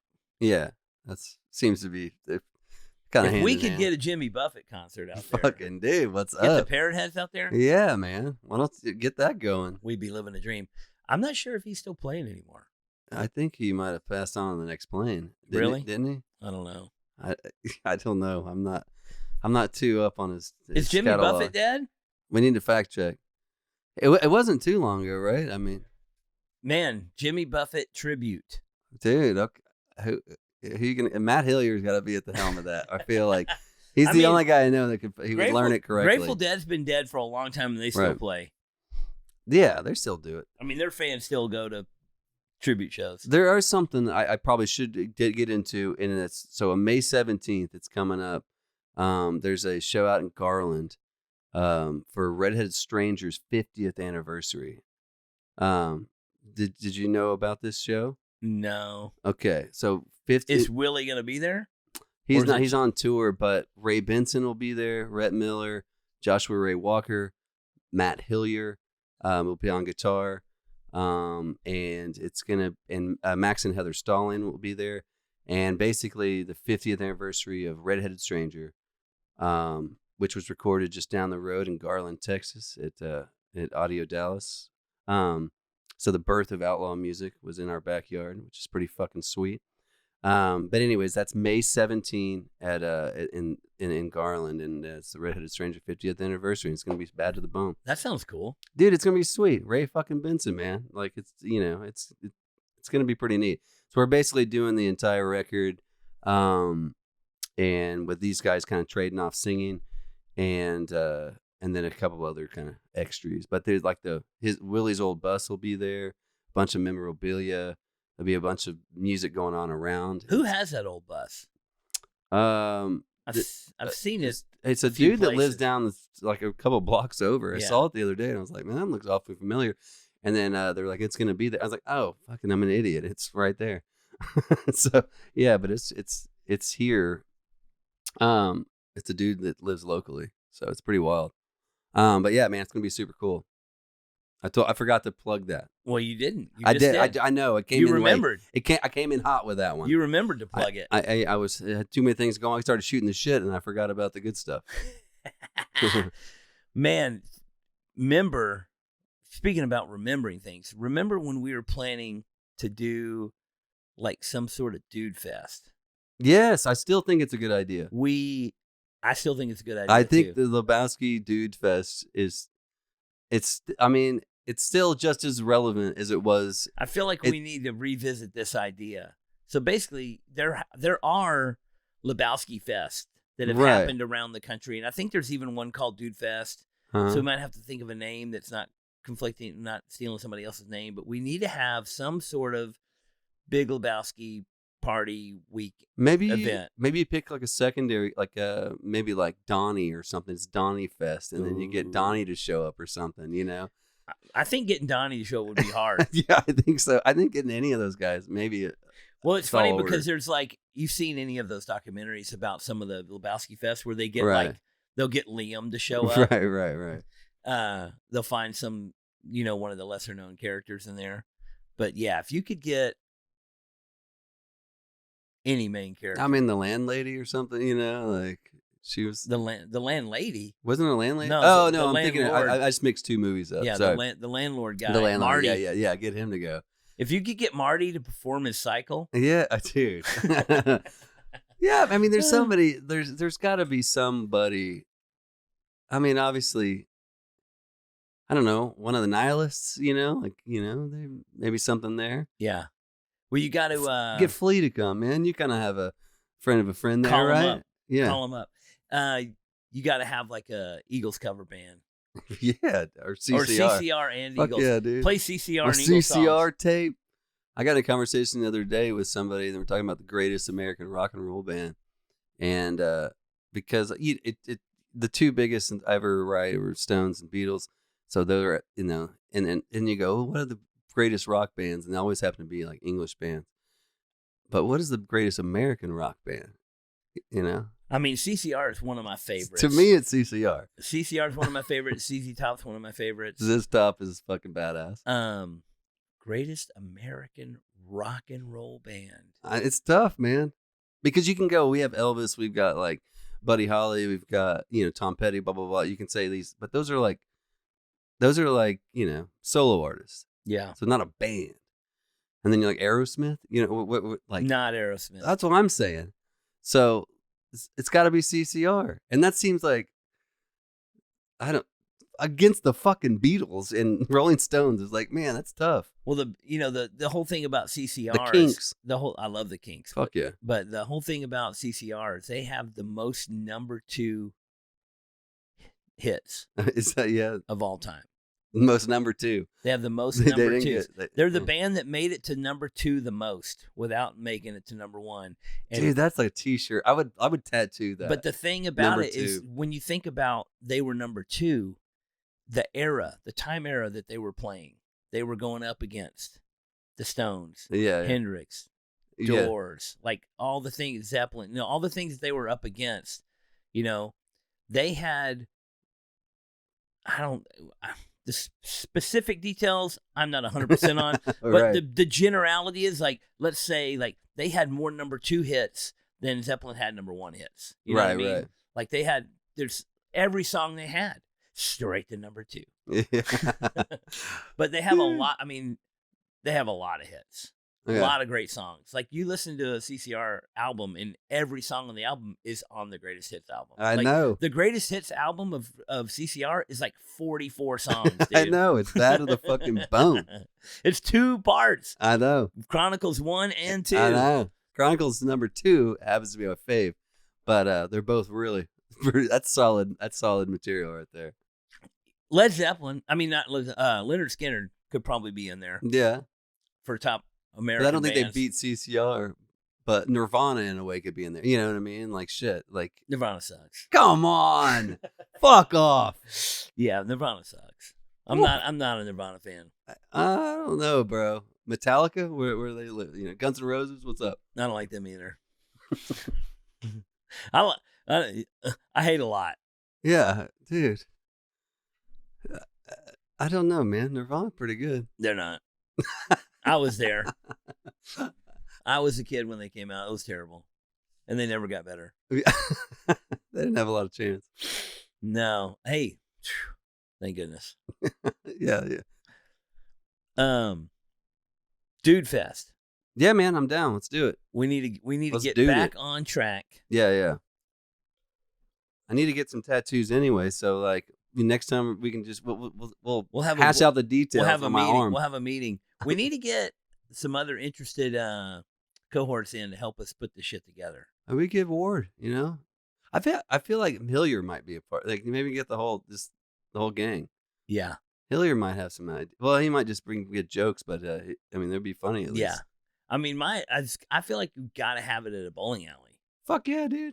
I mean, I wish like Jupiter Lane still existed, and because that would be kind of the spot. But there are bowling alleys around. We could just do it at Bolski's or something. Yeah. We need it. Well, all right. So this fall, put it in a calendar. Let's start working on it. yeah, we're working on it. It's in. Okay, I made a note. One of the things we may not agree on Nirvana. Right. Yeah, it's all right. Because Nirvana sucks, and you don't think so. But we do both agree that The Big Lebowski is the single greatest. I do think that cinematic feature of all time. It is a piece of magic that it is true lightning in a bottle. Whatever they did, I don't know. It's unreal that they could do what they did. It never gets any. It's all cylinders. Did you see the sequel? The sequel. I didn't. I didn't. I don't know. Something about it didn't. I'm gonna tell you right now. I paid $3 to watch it on whatever streaming service, and it was not worth it. What's better, that or Nirvana?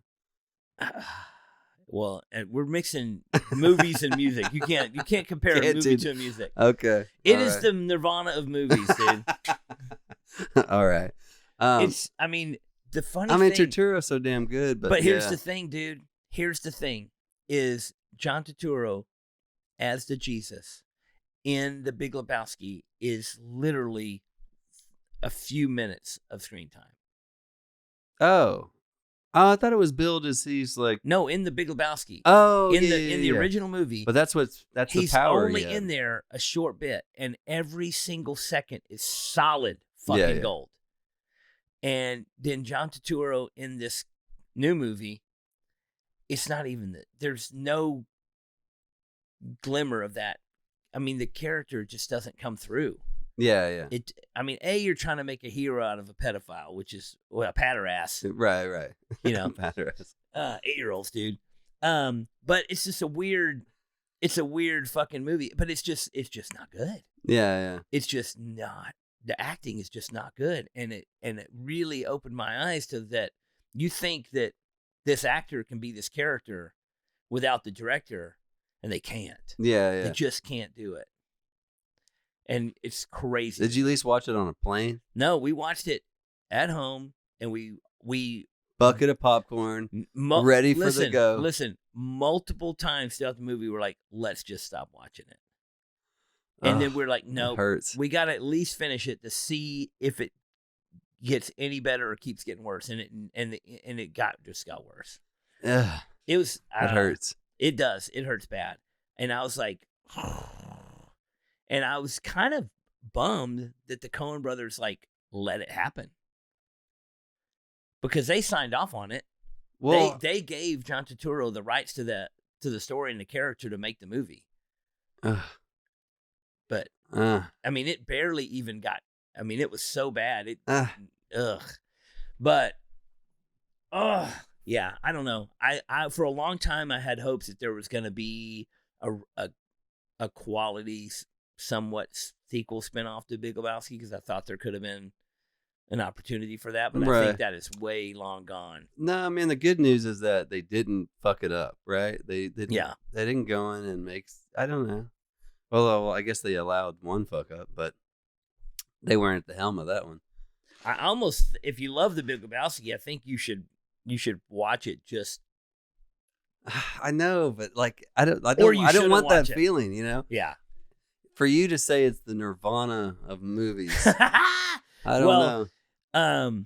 I'll tell you a story that I heard about the Coen brothers, in a roundabout way. Is that a friend of mine who makes movies was making a movie, and the studio wanted Nicolas Cage to be in the movie. Okay. And he was like, "Hey, I pick my own people," and they're like, "Well," blah, blah. So he had a meeting with Nicolas Cage, right, to see if he was going to have him in this movie. And he's like, "I always ask people, actors, when I'm talking to them about being in a movie, I always ask them, who's your favorite directors that you worked with, and who's the directors you didn't like working with?" And he asked Nicolas Cage, and Nicolas Cage said, "Oh, I work great with everybody, except those goddamn Coen brothers." And the guy was very taken back, because he's a huge Coen brothers fan and thinks that Big Lebowski is probably one of the greatest movies of all time. Right. And he was like, "Really?" And he goes, "Yeah, they over-directed me. They made me retake over and over every single eyebrow raise." And then he said, "It was at that moment I realized why Nicolas Cage was so good in that movie." Right. Because every single scene is perfect. And that's like a flawless movie for him to say. Like that's his, in his canon, that's like that's in the top 3 by with ease. But every single scene is perfect. Yeah. I think I got the best one. Yeah. Yeah. And it's just like but he claimed he was over directed. But that's why you're so fucking good, because the directors are so fucking good. Yeah. Jeez, I didn't. Anyways, I'm curious to know what you're filming. Who it is? That's crazy. Meeting with Nick Cage. That's got to be a wild ride. Yeah. It was Jeff Nichols, the guy that made fucking Mud. Oh, Bike shit. Riders. Oh, man. Ben Nichols' brother. Oh, that's crazy, man. I just saw Bike Riders was great, dude. Mud was great. Mud is great. Oh, dude. Love that. Did you ever see the Take Shelter movie? No. It was one of his first movies, if not his first movie, but first full length. But it was with Mike Shannon, and it's about a guy who's like a prep. Oh, yeah, it's a guy who's a prepper. Yeah. Doomsday Prepper, dude. It's an incredible movie. Michael Shannon. But it's like a very small cast. There's only a few people in the movie, and it's like, it's all about this internal thing. It's an insane movie. Oh. It's one of the best. Yeah. And Mike Shannon was real young. And then Mike Shannon has been in every movie he's made. Yeah. Mike, that dude. He's bad to the bone. Yeah, my bike riders came out really fucking cool. A lot of motorcycle people were. I like how Michael Shannon doesn't ride a bike in that movie. You know, he just. Oh, he said he wouldn't. I ain't riding a motorcycle. Yeah, I think you can tell it's weird, like in the editing. Like he's like, I'm in, like, or maybe he's sitting on a bike, but not really. You know? That's crazy. Yeah, he's not a motorcycle guy. Yeah, He's an actor. Clearly, yeah, clearly He's an actor. Yeah, man, he's made of glass.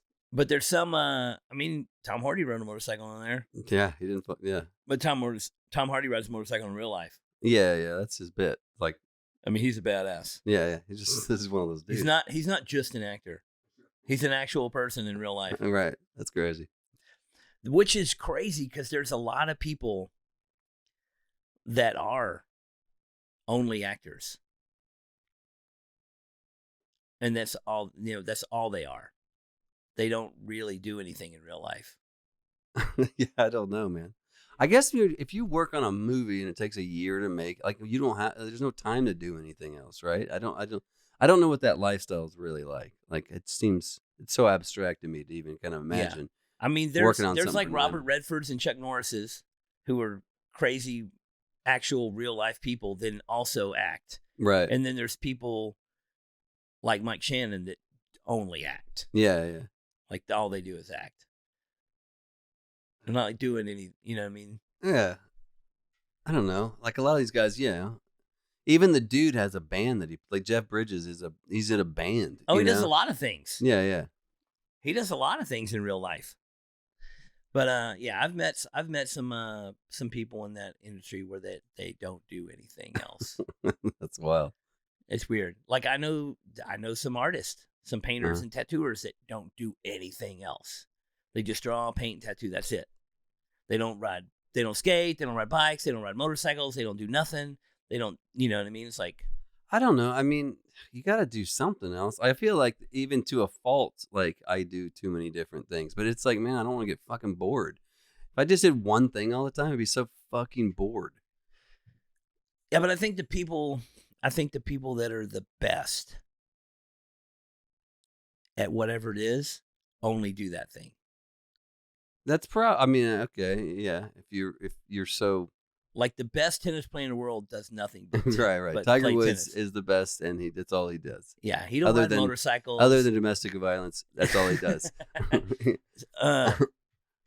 Hookers don't count. I mean, like what? Alleged. Yeah, right. Alleged. Right. Alleged domestic dispute. Right. But yeah, he's not riding motorcycles on the side. He's playing golf all day, every day. But maybe we did it wrong, man. This is the challenge. Then next month, all you're gonna do is tattoos. That's it. No way, dude. Only tattoos. You know, only tattoos. I'm only gonna do music. That's I like doing other shit. I would see. So I've been playing. I play cornhole quite a bit. Yeah. And I was like, man, what if I just dedicate 100% to playing cornhole? I think I could be pretty good. Yeah. I mean, I'm pretty good now, but I think I could be really good if I played cornhole 10 hours a day, 7 days a week. If all I did was play cornhole, I think I could be a contender. Dude, Josh Walker the other day was talking about how he was like, man, you know what I think I could do? I think I could win the Guinness record for curling. Like this, like, weightlifting curling. And I was like, what? And he's like, he looks it up and he's like, it's only like 245 pounds. He's like, I bet I could win it. So he thinks if he does what you just said, he dedicated his time, he's going to beat the world record in curls.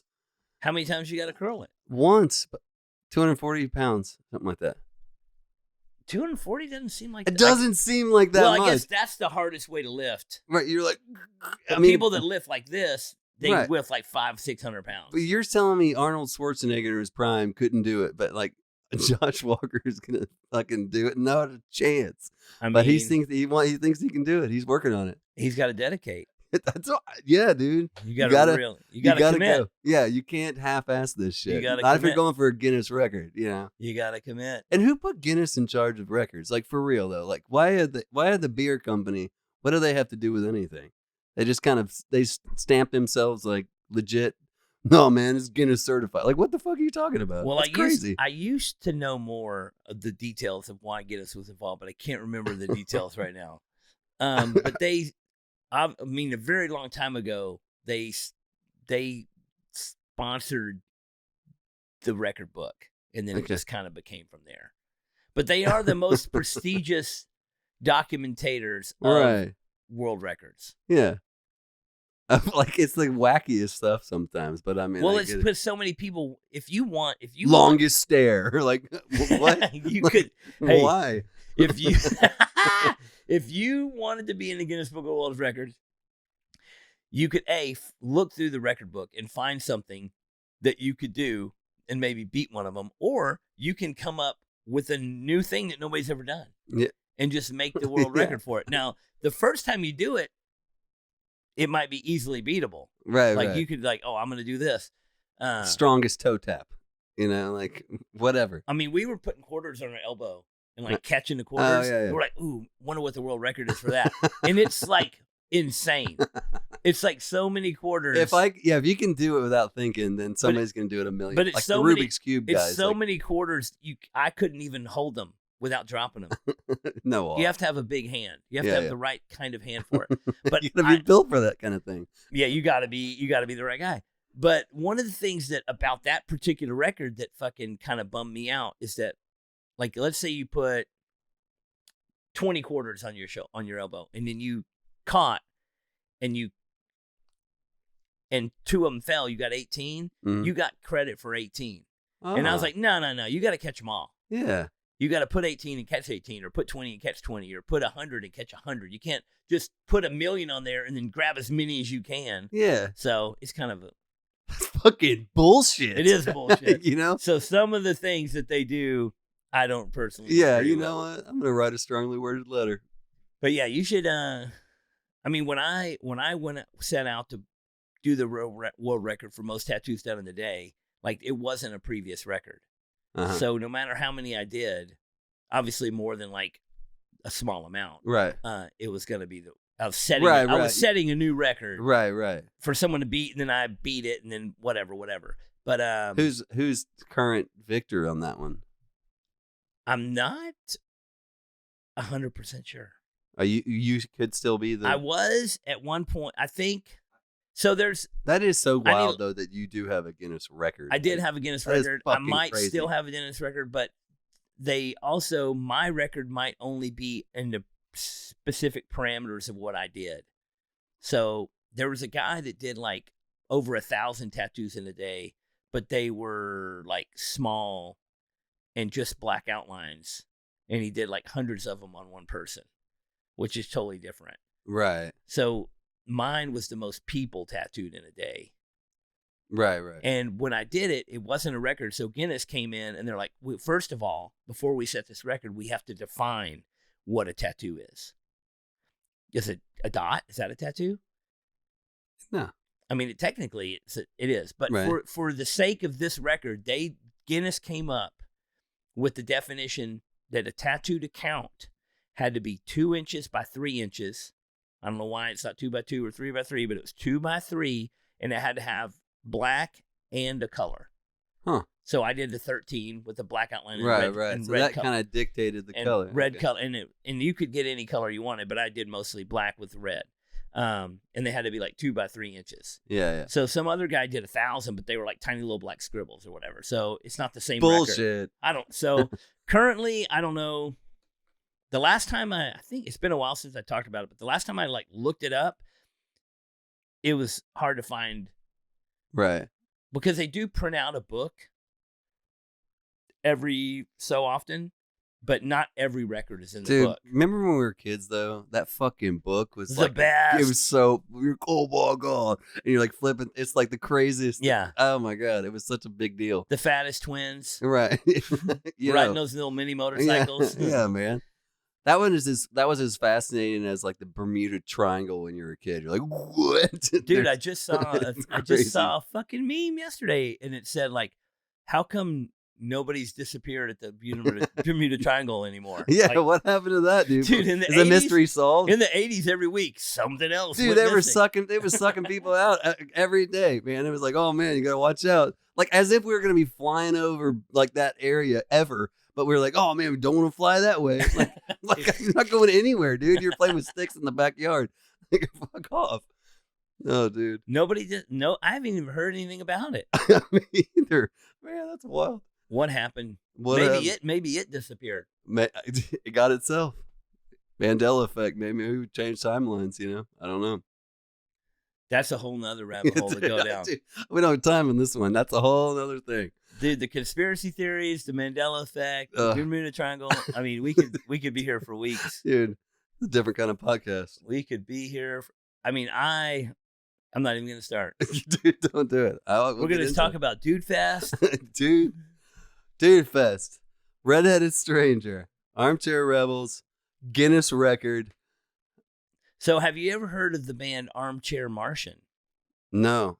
Is it a competition? Like what's going on? It's an old band. Okay. You should listen to him. It's a guy named John Snodgrass. I don't know if you ever heard of him. I know Snodgrass that runs no, the record company. Yeah. No. But this guy John Snodgrass had a band called Armchair Martian, and they kind of first couple albums were kind of punk, but the last album they had was called Who Wants to Play Bass, and it's an incredible record. It's on the Lucero-ish vein. Okay. I mean, so John Snodgrass and Chad Price had a band called Drag the River. Okay. You remember that band? I do remember that. They toured band. and opened for Lucero some, but his previous band was Armchair Martian. Drag the River was awesome. Drag the River is great. That's classic. But Armchair Martian, the last Armchair Martian record, kind of sounds like Drag the River. And there's a few of songs on the that they pulled over that were on the last Armchair Martian and on the first Drag the River record. That's what I'll listen to when I get out. You know? Yeah, check it out. And the cool thing about that album, Who Wants to Play Bass, is it's 12 tracks and full band, full electric songs. And then the 13th track is all 12 songs, just solo acoustic. Okay. So John Snodgrass wrote the record. Yeah. And then the solo acoustic tracks are what he showed the band to play to make the song. Right. But he just put that as the 13th track. That's kind of cool. It's really cool. Yeah, I go back and forth because I like the album. But sometimes I just listen to the 13th track and listen to the acoustic version, and sometimes you want a little more heavy and you listen to the electric version. Yeah. I'm a big Armchair Martian. I'm a big fan of acoustic music anyway. Yeah. Yeah. Is that because you're getting older and I've always wiser? I always like it. Like just Matt Solo is always been one of my favorite things. Yeah. I mean, that's kind of I don't know. That's the duality of like I don't know. I know what you mean. I mean, 99% of the songs I'm writing is me and acoustic guitar, right? And then you're like, well, it'd be cooler if there was fucking then you distortion. Bring it to life. You bring it to life, right? But yeah, man, that's pretty cool. So Bobby Sue's moving. Yes. Is there going to be a going away Boys Named Sue show? Yeah. So Boys Named Sue, we finished our third album, and it's like literally just sitting in a can, right? And so we were like going to put that out and have a big going away thing. And then Bobby's like, it happened faster than I thought. We're moving. I was like, fuck. So I imagine he'll fly back and we'll have a hurrah at some point. Yeah. Maybe and then August maybe throughout the years you can like we'll have some one-offs or whatever. Because I do love playing that band. It's pretty fun. It's just a good time, And Bobby Sue, you look over there and see him smiling playing the fiddle. It's like, dude, I could do that all night long. Like it makes it so easy. Moving to Orange County. I know. I will say this about Orange County. It is hot take. It is the best place left in California. Yeah. Orange County, dude. It's this. I mean, I don't know. Everybody would move there if we could afford it. Like the same, or like in a way, like, it's the weather's always nice and it's awesome down there. But it's a whole different scene out there. It ain't Tejas. Yeah, we got the heat. Yeah, dude. For worse or worse, we have the heat. Well, I personally love the heat. I embrace the heat. People that aren't from here are like, oh man, the heat. I'm like, fuck, I love the heat. Bring it on. I can say I don't. It doesn't bother me like cold bothers me at all. I hate cold. Fucking hate it, dude. And I know this has to do with age. I can't stand the cold anymore. Like it's so fucking irritating. When I was young, I could fucking run around without gloves and play in the cold. Sure. I can't even. No. It is. We are old. I know, and I get it, and I'm fine with that. Like I do. I don't know. I prefer August over cold any day. Like that's why. I mean, I love Texas. I love Dallas. I love that we only have 12 freezing days a year. Right. And we've got 4 weeks on either side of spring and fall. You know, like there's. But yesterday was like the nicest day ever. I know. Yeah, it was great. How old are you? 46. 40. Yeah, you're getting old, bud. Yeah, dude. I'm 50 in no time. Yeah, man. What are you? You're 50. 53. What? I'm old, man. Man, you're looking great. You know. I'm feeling good. Yeah, man. I'm feeling good. Also, I mean, I guess we're about to wrap it up. What do you want to tell me? Man, I got nothing, man. I appreciate you having on. Like, this is super cool, man. Thanks for having me over. Fuck yeah. In yapping, I hope.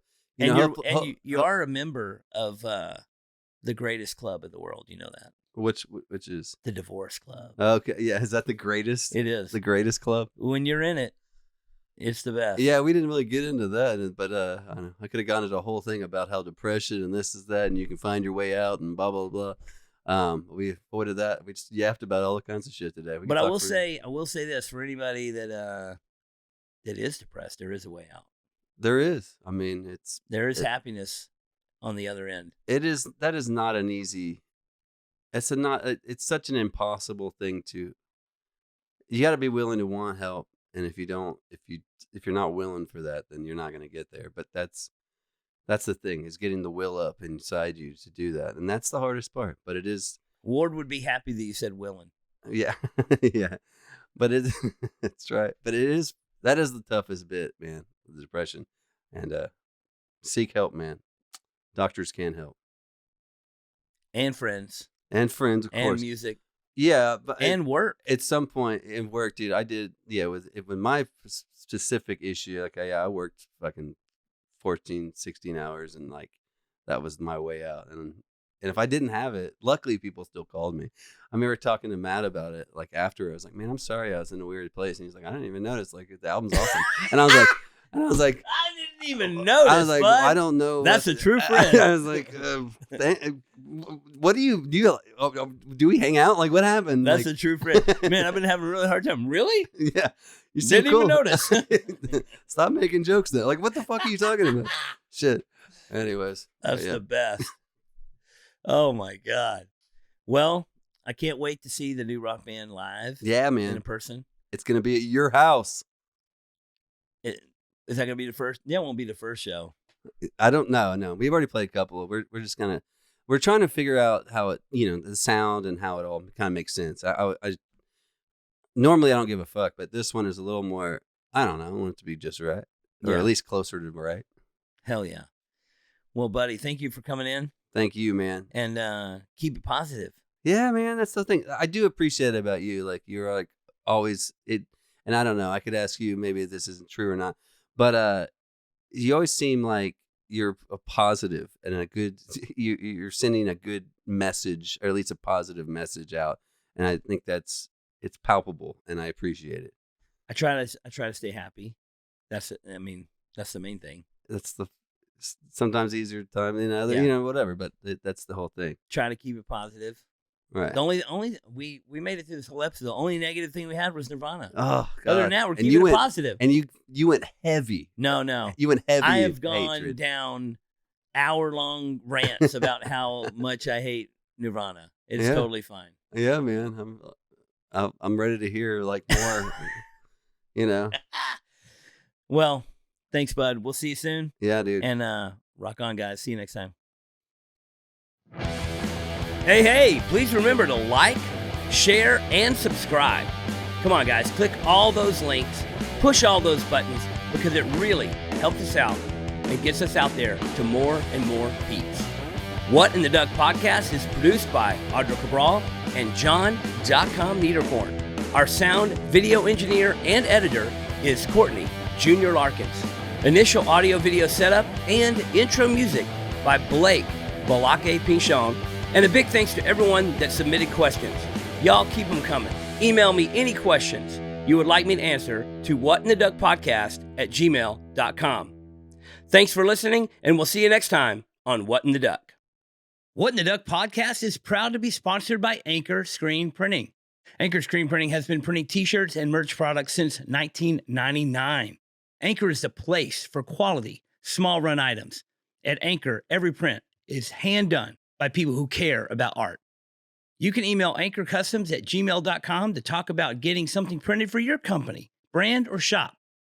Anchor Screen Printing also has its own online merch store that sells Elm Street Tattoo, Cheap Thrills, Heart and Hand, Party First Safety Maybe merch, and much more. So go to anchorscreenprinting.com today and buy some cool shit. Or you can click the link provided in this podcast to shop now.